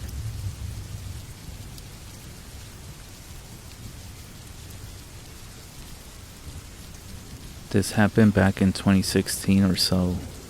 My ex at the time and I were road tripping around Utah. We started in Seagull Canyon by Thompson Springs north of Crescent Junction. It's a very cool, creepy spot with Native American rock art dating back to right around 2000 BC, almost 4,000 years ago. I would highly recommend it, but be warned, it's eerie, and I tend to believe Native Americans painted those petroglyphs as warnings of some sort. From there we hopped back onto I-70 and through Green River and then south on 24, which actually takes you right past Goblin State Park. It was about 2 in the morning by the time we got to Goblin, and my girlfriend was asleep with my dog Cookie in the back of my truck. So I decided to pull over to take a little break and stretch my legs. So I pulled over to the side of the road and got out to have a toke. And that's when I noticed something was off. It was too quiet. The night was too still. Just then, a deer ran out of the brush and nearly gave me a heart attack. Laughing a bit, I took a few steps out into the darkness so as to not wake up my ex. I unzipped to go, and that's when I heard my dog growling from the back of the truck. "Cookie, Cookie," I whispered. "Hush, it's just me." "Come look over here, baby." "What the?" My girlfriend's voice, from out in the shadows. But when had she gotten out of the truck? And why hadn't I noticed her walk past me? "Lauren," I said, walking towards the voice. "Come look over here, baby," she said again. "Lauren, are you okay? What's going on?" I asked. Cookie's low growl then turned into a ferocious bark, which actually snapped me out of my trance. And that's when I heard Lauren, the real Lauren, from back at the truck. "Connor?" she said in a half-sleep state. "If that's Lauren, then who?" I was knocked flat on my back, and I looked up to see what looked like a half-lady, half-coyote creature peering down at me. Her eyes were somehow beautiful, with a soft white glow to them that reminded me of winter. Her nose was long and looked like a coyote, but without the fur, and she had long white teeth protruding out from her mouth. She had 2 tall pointy ears on the top of her head, and she appeared to be wearing a coyote pelt around her shoulders. She tilted her head to the side before opening her mouth, revealing a row of dagger-like teeth. Her lower jaw was hanging down in an unnatural angle, and she looked like she was making it bigger to bite my head off or something. That's when Cookie came bolting out of the back of the truck, slamming into the creature with some considerable force, knocking her off me. That's when I saw the rest of her body. She was long, at least 6 feet, and she had a full bushy tail, but her hands and feet were those of a human woman. Her body was wrapped in furs, but you could see black and red stripes painted on her naked body in between the patchy pelts. She then started to kick Cookie off of her and ran off into the bush. I ran over to make sure Cookie was okay, and thank God she was. I scooped her up and ran back to the truck. "We gotta go," I said, stumbling up to the driver's seat. We peeled out onto the road, and I started driving way too fast. 40, 50, 60, which is when I hit a cow. That's right, I hit a cow. Apparently there was a whole herd of cattle crossing the road. Lucky for us, I just barely clipped her head right as she started to cross the road. The poor cow then started to heave, but I knew I couldn't just leave her there in agony. I then got out of the car to cut her throat with this big knife I got from a gas station. And that's when I saw her. The Skinwalker was back. She had followed us and it was most likely her that had spooked the cattle out into the road in the first place. The rest of the herd took off, and then it was just me, her, and the dying cow on the road. Cookie was going nuts in the back of the truck, and I could hear Lauren gasp as this coyote lady, creature, took a step towards us with her lower jaw still hanging down from her face, and her eyes reflecting the light from the headlights. Just then, another car came up over the rise, and the coyote lady looked up, and I swear it felt like she was staring straight into my soul, before letting out a blood-curdling scream and leaping off the road back into the night. The other car pulled up, and as luck would have it, it was a BLM ranger who had seen us hit the cow. She pulled out her service Glock and put the poor cow out of her misery. I then told her what happened, but she told us it was most likely a coy wolf, a coyote-wolf hybrid that's new to the region. Lauren was in a state of shock, and I didn't want us to get taken off to the loony bin, so I took the ticket for hitting a cow out on open range, and we drove to Hanksville, where we got a room for the night. I couldn't sleep a wink. Every time I closed my eyes, I just kept seeing her. And those eyes, those glowing, hypnotic, and yet somehow wild, elegant eyes. I often wonder since then who this woman was. What was she doing out there? Does she fully shift from coyote to woman? Or is she always like that? I have so many unanswered questions. I kind of want to go out and try to find her again. I just can't stop thinking about her. Sometimes I have dreams about her. What do you think? Should I try to go and find her? Let me know.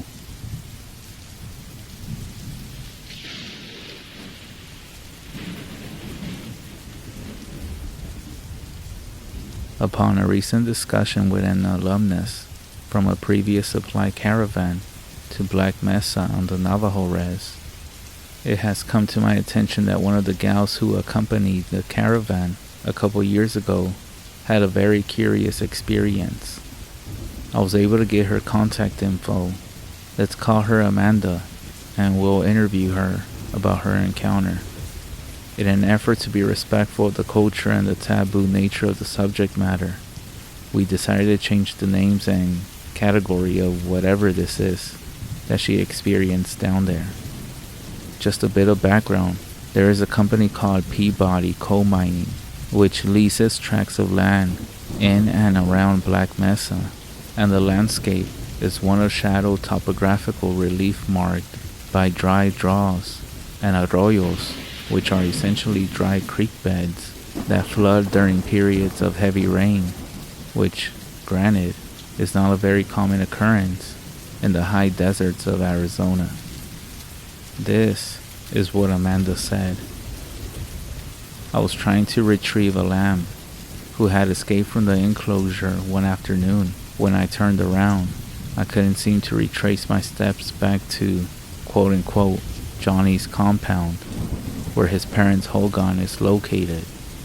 I was following one of the arroyos, hoping it would lead me to a road. That's when I started having asthma. I think that I started hyperventilating and had a full-blown panic attack because I lost consciousness, and when I came to it, it was nighttime. I stood up and looked around. I heard something like a twig snapping behind me and turned around to look. In the pale moonlight, I thought I saw something ducked behind a tree. It looked like the dark shape of a person who had been peering around the tree, but then withdrew when I noticed it. But I could tell that it was still there. So I called out, "Hello?" Silence. "Hello? Is someone there? I'm with the Colorado caravan. I think I'm lost." I laughed nervously. "Can you help me?" After a moment or so, this figure peered back around the tree. Only this time, it looked like my friend Charlie from the caravan. The figure then stepped out from behind the tree and motioned me to follow, thinking that Charlie had been sent to bring me back to camp, and still feeling a bit confused. I started to follow the figure back up the draw. We've been walking for maybe 5 to 10 minutes when another figure seemingly materialized from the shadows out in front of us. I felt a bolt of pain, like a severe migraine, and had to stop. When I looked up, there were 3 more figures, and they were standing in a semicircle before me. Now these things did not look human at all, but rather like large coyotes, and I could see 10 eyes looking back at me in the dim silvery light. I started to stumble back, but the coyotes made no move to follow as I turned to run away. I ran for maybe 5 minutes before I stopped to catch my breath. That's when I heard another twig snap and looked back to see one of the coyote-shaped silhouette up on the ridgeline from back towards the direction from which I had ran. To my horror, the coyote appeared to stand up on its hind legs and let out a bone-chilling scream. I heard other people describe this before, but it almost sounded like a coyote howl, magnified through a megaphone and then distorted with a heavy reverb-like sound effect. My head was pounding, but I truly felt in fear for my life, so I kept running. Eventually, I came to a service road and was able to flag down a Peabody mine worker who was driving down the road in a work vehicle. I convinced him to give me a ride and told him our caravan leader, Buck, could explain the situation to his manager if need be. As I climbed into the cab and we started driving, I looked in the rear view mirror and saw those eyes reflecting the red brake lights from the back of the truck. I don't think they followed us, but I couldn't be sure. So when the mine worker dropped me off at the compound, I ran into Johnny's parents' hogan, which is a big no-no for non-natives, but I didn't know where else to go, and I was still very scared. Johnny's parents only spoke Diné, but I was finally able to express the gist of what happened in between broken sobs and sniffling. I saw Johnny's father's face go pale as he realized what I was trying to say. He quickly shushed me and went to look out the window. Johnny's mom went to the stove and collected a small pan of ashes. She then dumped out on the table and started dipping bullets into them, loading them into a .357. She was singing what I can only assume was a Diné prayer for protection and looking worried at me. They let me sleep inside and nothing more happened that night. In the morning they called the medicine man to come and pray over me. We still had a couple nights left but decided to call the trip short after that. Johnny said not to worry, that the walkers wouldn't bother them anymore now that we were leaving, and that he was just glad that I was okay. Suffice to say, I won't be going on any more caravans anytime soon.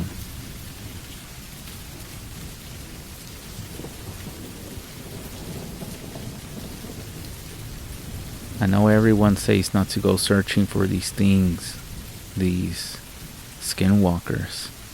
Well, I can't tell you how much I regret not heeding that advice. Now, I spent a considerable amount of time on the Navajo REZ in the past, so I thought I knew what I was doing. It's actually not that hard to find a skinwalker if you know what you're looking for, and if you do certain things, they'll come to you, as long as you're in one of the active areas. Such areas are in the path of the skinwalker, as it were, where a local clan of skinwalkers will come together to hold council and carry out their various rites and rituals and plan their evil doings. Kayenta, Arizona, is a town on the Navajo Nation at the intersection of Highway 160 and Highway 163. There's a pizza place there called Pizza Edge. Nearby is a car wash and a gas station, as well as a couple other little fast food restaurants. The whole area is just dirt, except for the mentioned highways, which are paved. Anyways, I mention this because that's about all there is to Cayenta.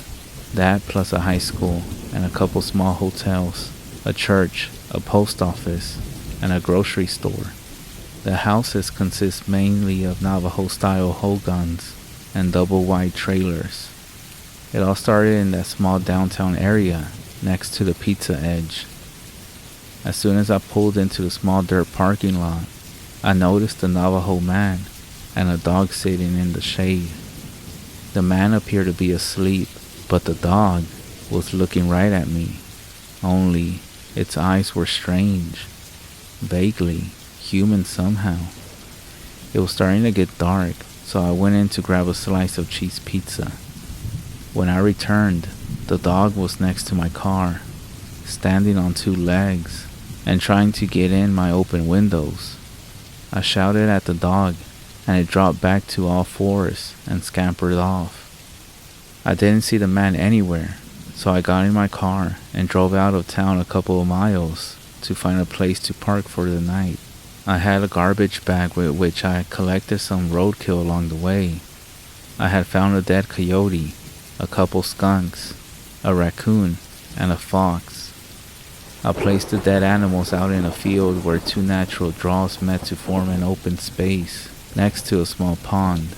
I had a hot cup of coffee, and I was ready to stay up all night if need be. At some point, however, I did fall asleep and woke with a start when I realized it was the middle of the night and someone or something was walking around my car. I grabbed my flashlight and shined it out the window. Boy, do I wish I hadn't done that. There was that dog again, except it was walking on two legs, peering in at me. I froze up. I couldn't move a muscle. The dog was breathing on the window, causing it to fog up in the light. Its eyes just looked wrong, like a human's eyes in the face of a dog. I jumped into the driver's seat and tried to start the car, but the engine wouldn't turn over. That thing was trying to open the door, and I could hear it scratching its claws along the side of my car. Finally, the engine turned over, and I was able to start the car. I hit the gas and sped out of there like a bat out of hell. I could see that dog thing in my rear view mirror, still running on two legs, before dropping back down onto all four legs and veering off into the night. I don't know what I was thinking, but that experience really scared me. Don't go looking for these things. They're out there, and they might just have you for dinner.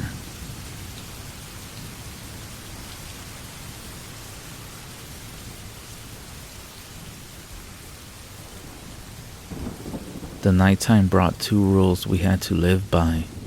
No matter what family you come from, you are to not look outside or be outside. This one night brought my brother to sneak out to meet a girl who lived nearby. Teenage stuff, if you get what I'm saying. Anyways, the later hours of the night, and he's sneaking back through his window. As he's getting ready to pull himself in from the absolute darkness of the night, he heard my dog growling a few feet behind him. The dog we had at the time was from a known, highly aggressive breed, but to hear him growling came as a surprise to my brother. He claimed to call out soft to the dog, but the dog was unresponsive. After a few seconds, my brother slowly began walking towards the dog, and as he got closer, the smallest glint of light hit my dog's face. As his face softly lit, my brother realized that the dog was not looking at him, but the area of the roof right above his bedroom window.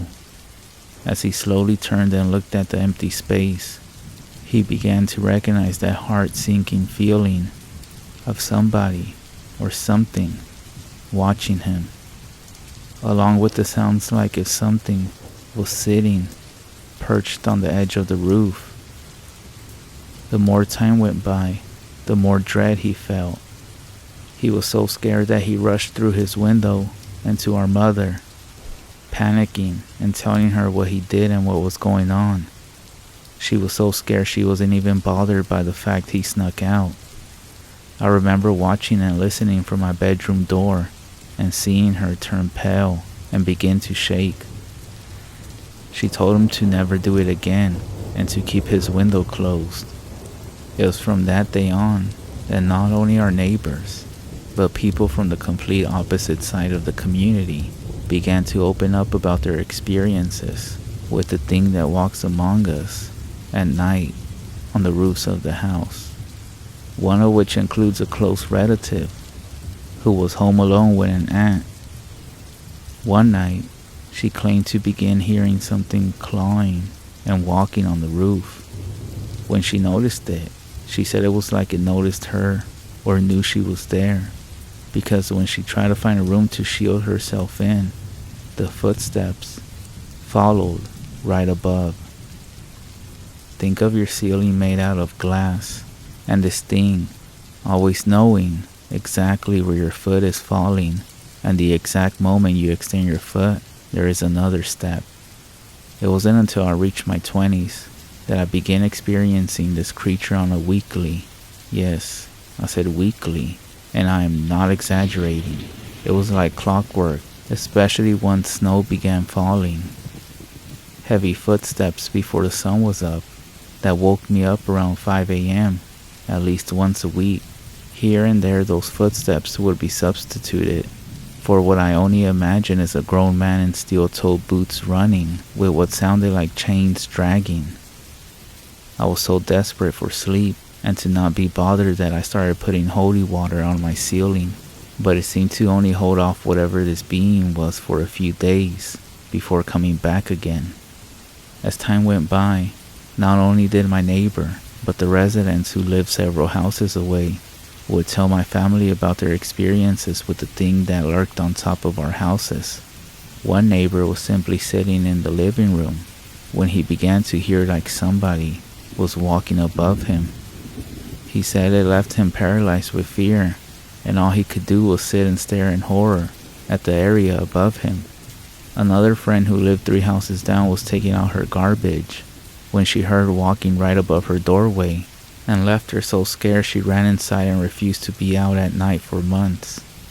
I can go on and on about the stories that left our friends, family, and neighbors shaken to the core for hours, but for now, this seems to be the most nightmarish creatures our people have continuously shared the space with since we were forced into colonization.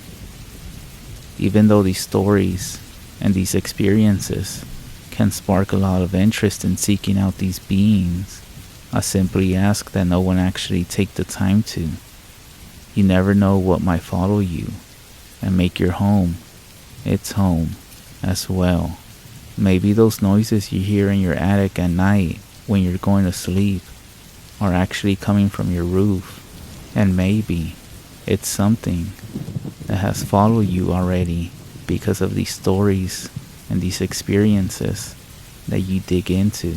If you think you have one of these things making your home their home, I would recommend to call a priest or a medicine man, somebody who's familiar with these things, because if not, next time it might be outside your window.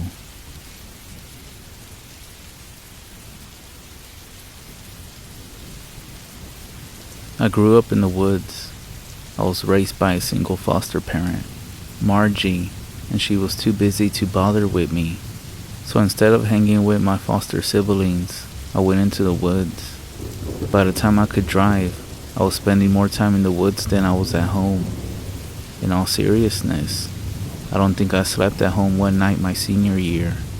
There was something about being in the forest that made me feel at peace. Something that kept Margie's shit parenting at bay.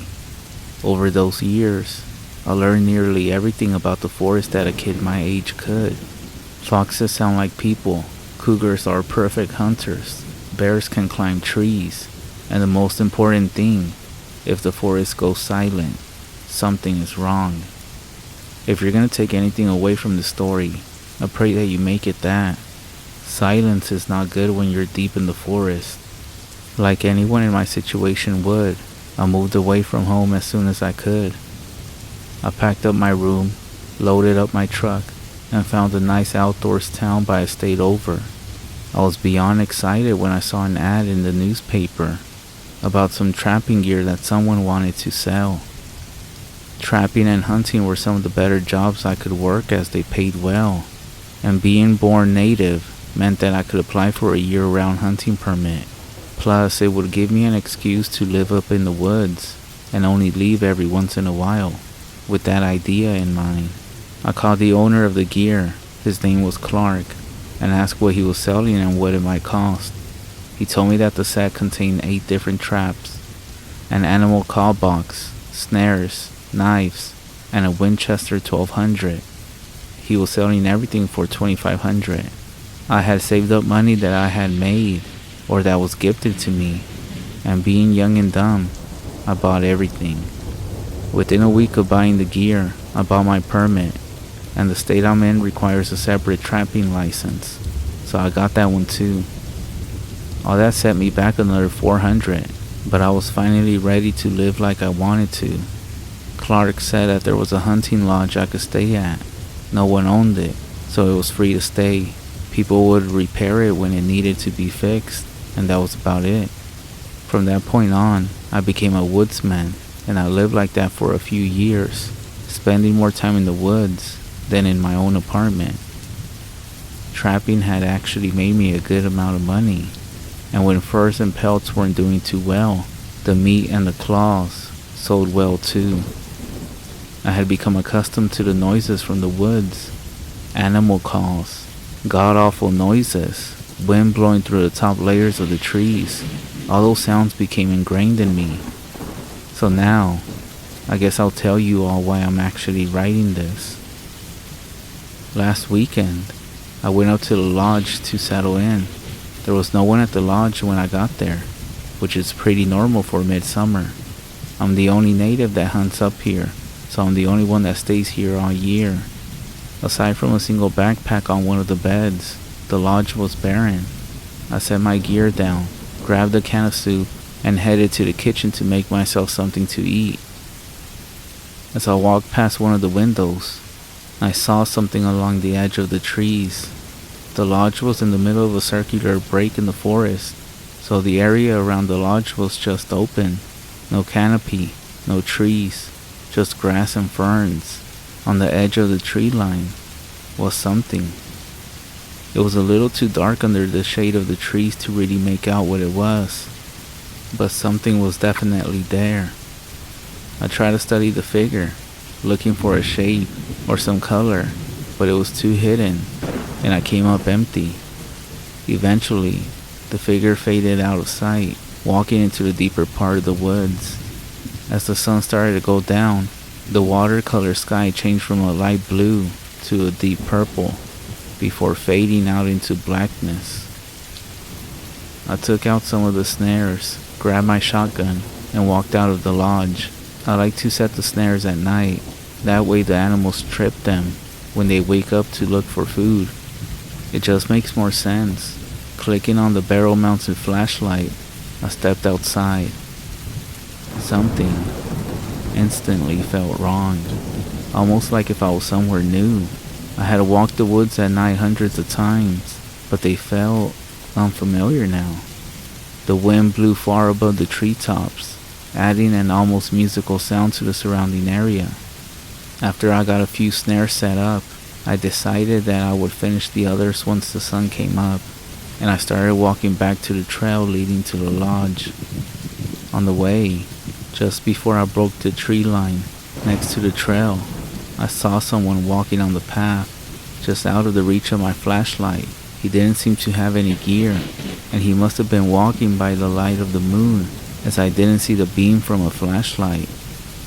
Feeling like a bit of a trickster, I clicked my light on, and made my way silently back onto the trail.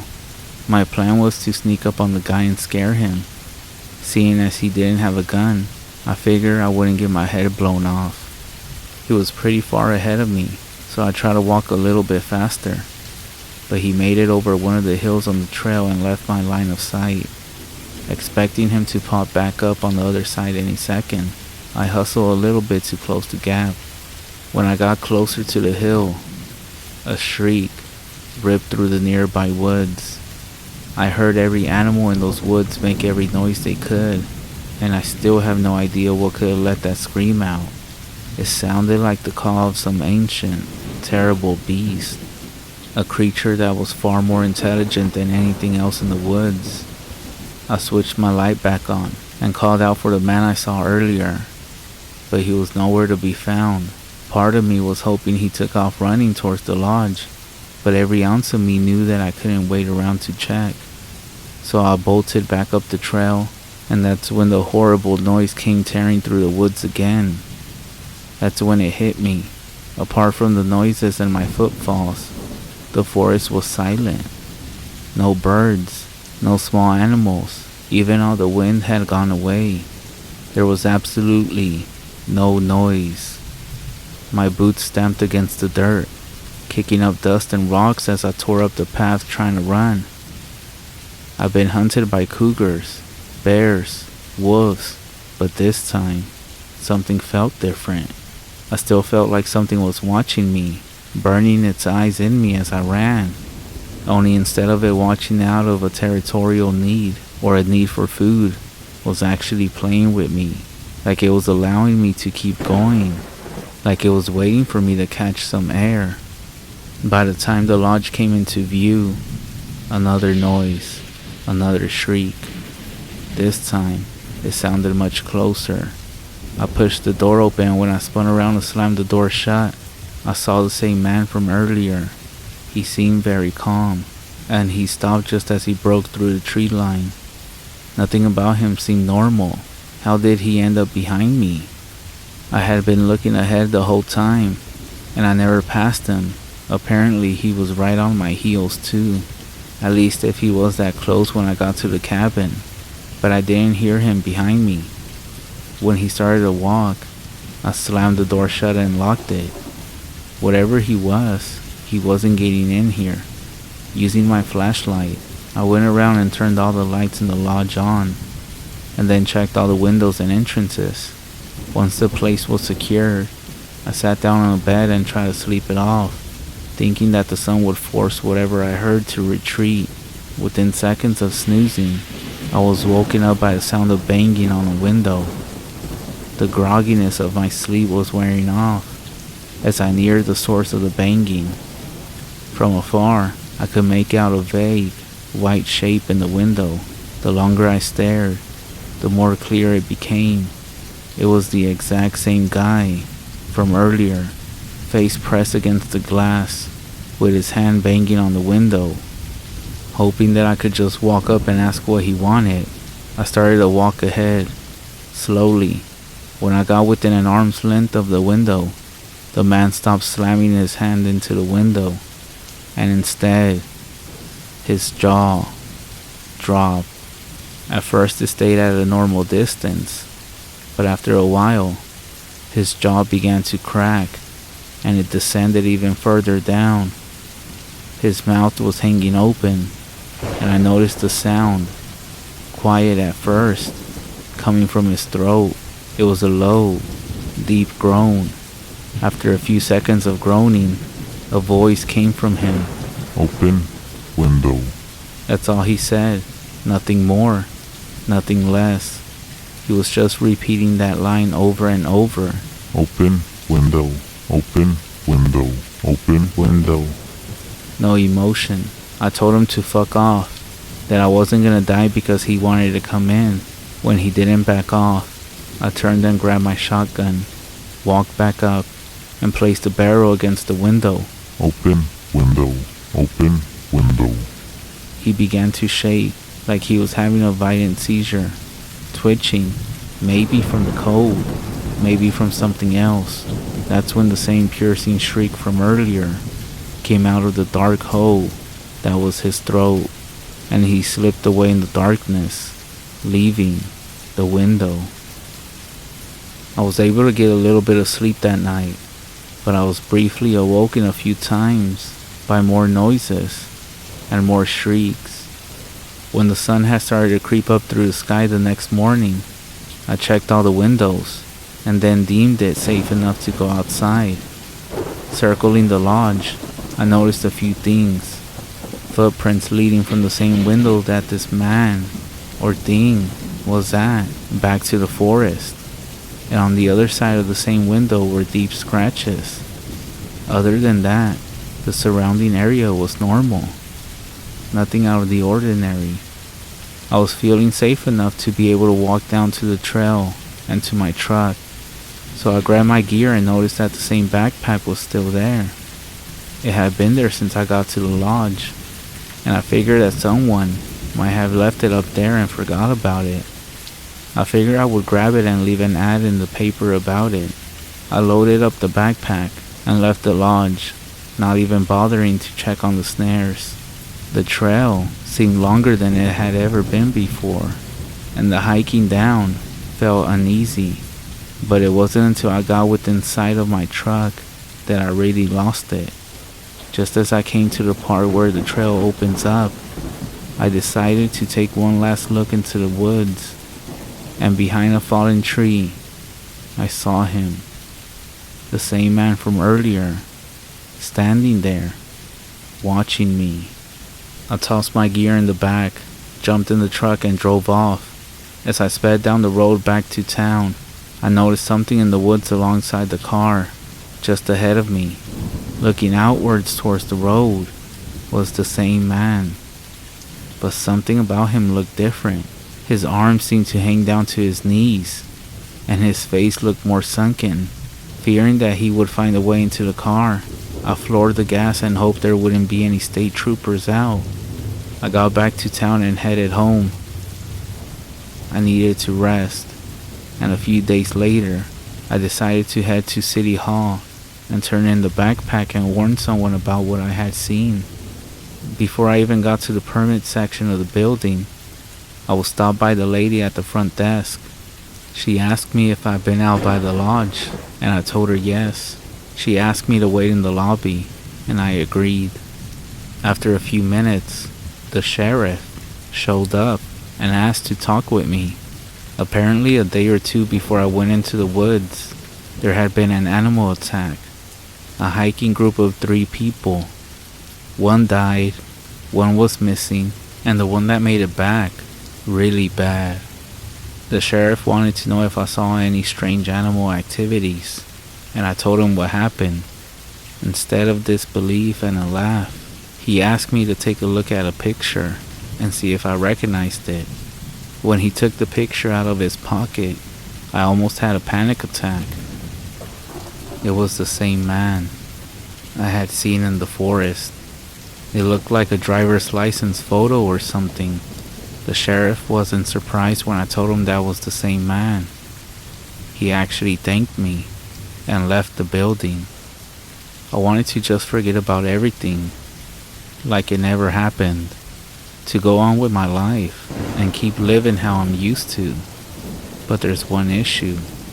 Sometimes, when I look out my window at night, I swear I see the same man. But now, his arms are far longer than any human arm, and his jaw still hangs loose and open. I think it followed me from the trail, and I'm not sure what to do.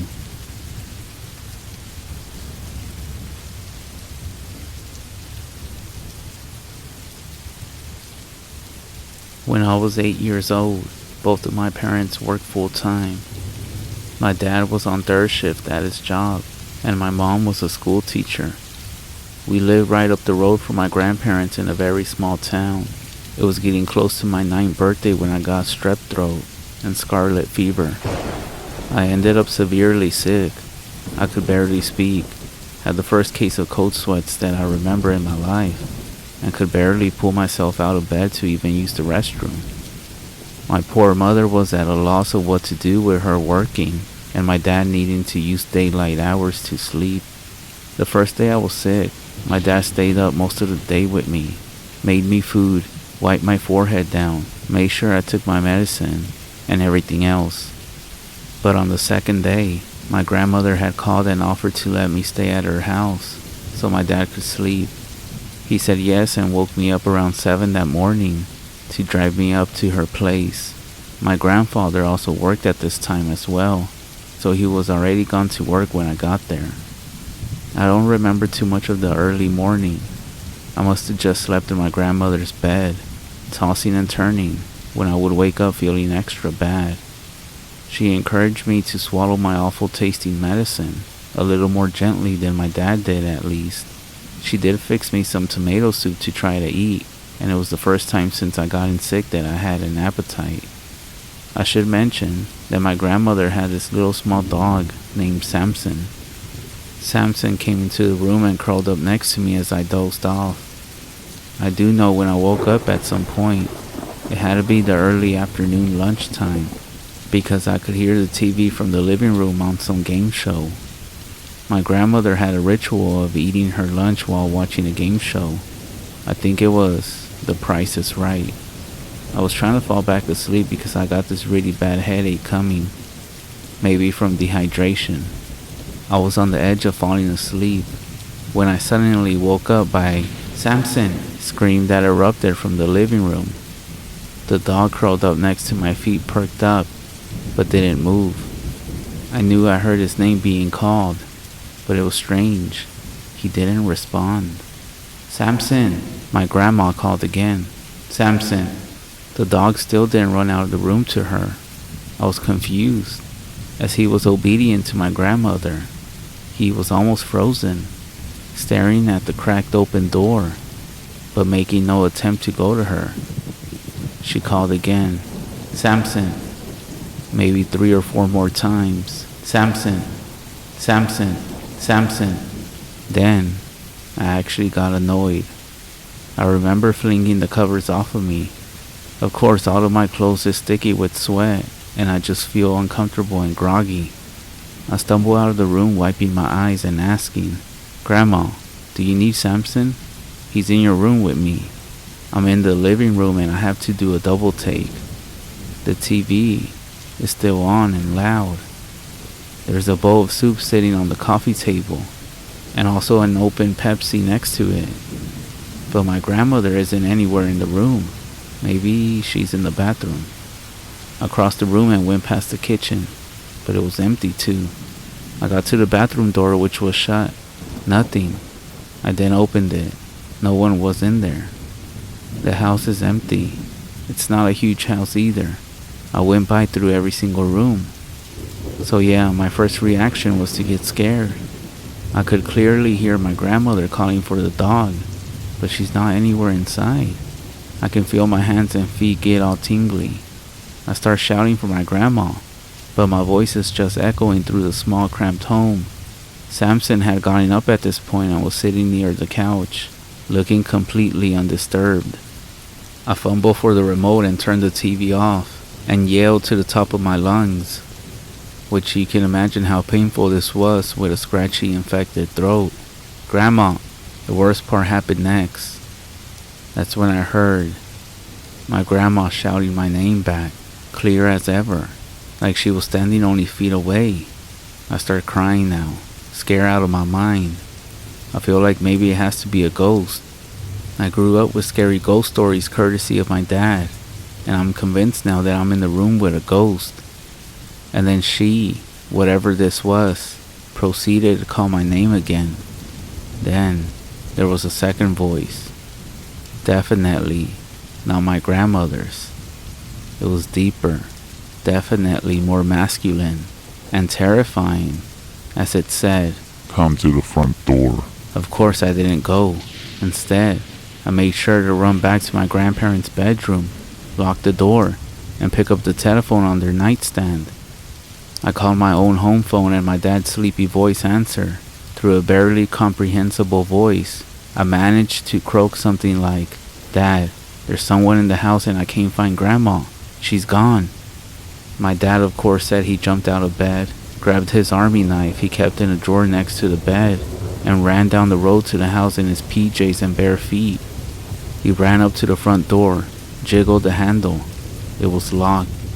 So he made his way around, and since he knew the garage code, just punched it in and got inside. A quick sweep of the 3 rooms of the home showed no one was in there. It's not like there was really anywhere to hide.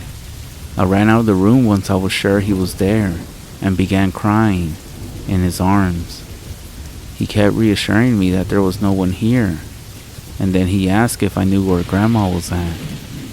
I said I didn't, and explained that I woke up to her calling for Samson, but she hadn't been anywhere there. This was back when cell phones were definitely around, but there were no iPhones, and my grandparents weren't going to be buying them anyways. My dad had a cell phone, but he didn't have it on him at the time. I could tell he was trying to keep calm, so he just said we would need to go back to our house. I was sure he was going to call the police at that point, just because my grandma still hadn't popped up, and her vehicle was still in the driveway when he got in. If she had left, she must have gone on foot. We hadn't even made 2 steps out of the driveway when from my grandma's neighbor's house, my grandma was strolling out, talking to the neighbor. She then saw my dad, and then she saw me, crying my eyes out, and immediately ran over to see what was wrong. She was super apologetic. She said she had stepped out right when she had heated up her soup to go see her neighbor, who had called about looking at something that my grandma was gonna buy. My grandma figured I was asleep, and she thought she would only be gone for 10 or 15 minutes. At first, people may have assumed I was feverish, therefore confused, but I still stand by what happened. I know for a fact I was definitely alone in the house with Samson, but the voices I heard were real. For a while, I refused to go back to my grandma's house because this happened in the middle of the fucking day. I later read stories at school about Wendigos, or the creatures that would disguise their voices to draw people. This was the best explanation I could ever form about what I heard. I never shared to anyone that I thought it was for sure a Wendigo, and chalked it up to maybe just a ghost. I'm close to my 20s now. Last year was the first time I shared the story fully to my grandpa, who actually just used to say, "The fever you had must have made you had bad dreams." We were sitting on the front porch of the house, smoking cigarettes, and exchanging stories. When I finished telling him, for the first time he looked sort of disturbed about it. He finally put his cigarette out, and just stared out into the road. Then he cleared his throat, and looked over to me. "You know," he said slowly, "some funny things used to happen around that time, in the middle of the night. I would wake up to take a piss or something. When I would first sit up in the bed, I could hear your grandma sleeping away, snoring." He chuckled, but his face grew serious again. "Anyways, I would always hear her calling for the dog.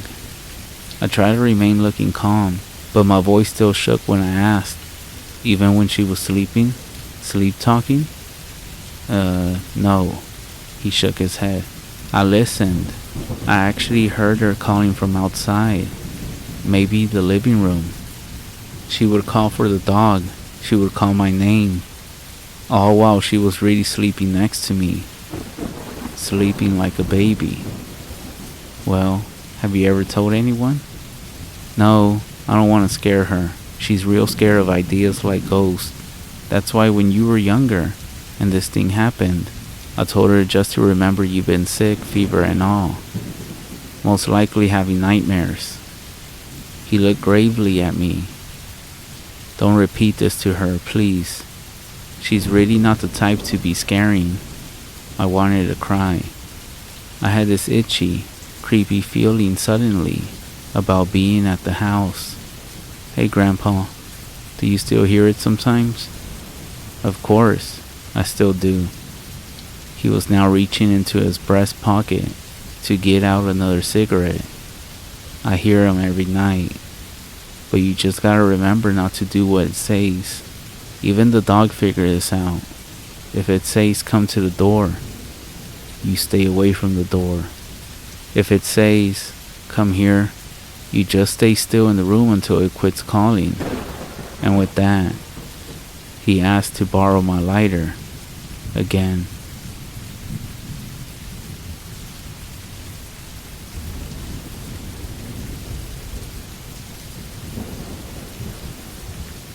I have a story. It's not mine, but it happened to my uncle. He used to tell this story when we went camping, and it scared the lights out of me every time I heard it. We live in Utah, and my uncle Mark went on a mission at 19. They sent him to a native reservation in Arizona. They paired him up with a companion named Carl. When they first got there was a huge argument with the locals on the reservation about them going there. They didn't want my uncle and Carl staying on the res. Eventually, they came to a compromise that they would stay on the outskirts in a trailer. This reservation wasn't very big and was located next to a wooded area. The first night, they were trying to sleep when all of a sudden their trailer started to shake violently, back and forth. Startled and not sure what was happening, they climbed under the table for cover. Mark could hear someone pushing it from both sides of the trailer, like a group of people. And then, after about 5 minutes, it stopped. The next day, they made rounds on the res and were talking to the locals. Carl made a comment to one of the families that their trailer was shaking the night before. The family got very quiet and then told him they had to leave. They thought it was pretty strange, but they didn't think much of it. The next night it happened again. They were awakened by the trailer shaking back and forth. Again, they climbed under the table until it stopped. This went on for 2 more nights. Anytime they tried to talk to anyone about it, they got quiet and told them they had to leave. Mark started thinking that because of their arrival, the locals were doing this to scare them off the res.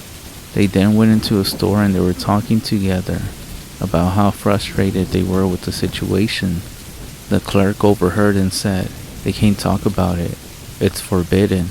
Confused, they asked, "Can't talk about what?" The guy continues to tell them about the Skinwalkers. He says they are evil demons that were once Native American witches. If they talk about it, the Skinwalkers will come for their souls. They just walked out of there baffled. They thought the clerk was just trying to scare them. So that night, when the shaking started again, my uncle decided to be brave and confront them. He went to the trailer door, flew it open, and yelled. When he did that, he saw 3 animals run off. 2 were a wolf, 1 was a bear. However, they looked strange, almost with human features. As he watched them run towards the trees, all 3 of them stood up on 2 legs and walked slowly towards the trees, making a human, cackling laugh. It scared him so bad that they called their mission president that next morning and asked to be moved. They were relocated that day, and for a year, nothing happened. One day, they announced that Carl was being relocated to another city, and Mark was getting a new companion named Jimmy. They had to drive for about an hour to pick Jimmy up from the airport. The road they traveled went through the boundaries of the res. They arrived at 8 p.m. and picked them up. The mission president tells Jimmy, "We're driving through a dangerous area at night, so we can't make any stops. If you need to use the restroom, you need to go now." Jimmy then says that he's fine. The mission president gets serious enough to even freak out Mark. "I'm not kidding. Go do your business." Jimmy was insisting he was fine, so they hit the road. As they were about 30 minutes into the drive, they were going through the area of the reservation boundaries. Jimmy starts complaining that he needed a pee so bad. The mission president says, "We can't stop here. You're gonna have to hold it." Jimmy keeps going on. "I seriously can't hold it anymore." So the mission president stops the car and says, "But you will do your business next to the door, and if I say get in the car, you need to get in the car fast." Jimmy was looking confused and said, "Alright." And then he opens the door and starts to do his business. About 5 seconds later, the mission president says nothing and just pulls Jimmy into the car and floors it. Jimmy and Mark start freaking out. "What's going on?" The mission president says nothing and just increases his speed. All of a sudden, Mark sees something next to the car to his right. A giant wolf-looking man was running on 2 feet next to the vehicle. Mark then looked over at the gauges. They were going over 60 miles an hour and still going faster. The wolf creature kept right next to the car for 10 minutes until it finally took off into the trees. Shaking, Jimmy gets out of the car when they arrive. They didn't speak after this whole situation. And then he says, "What did I just see?" The mission president says, "Next time I tell you to take care of your business, you need to take care of your business."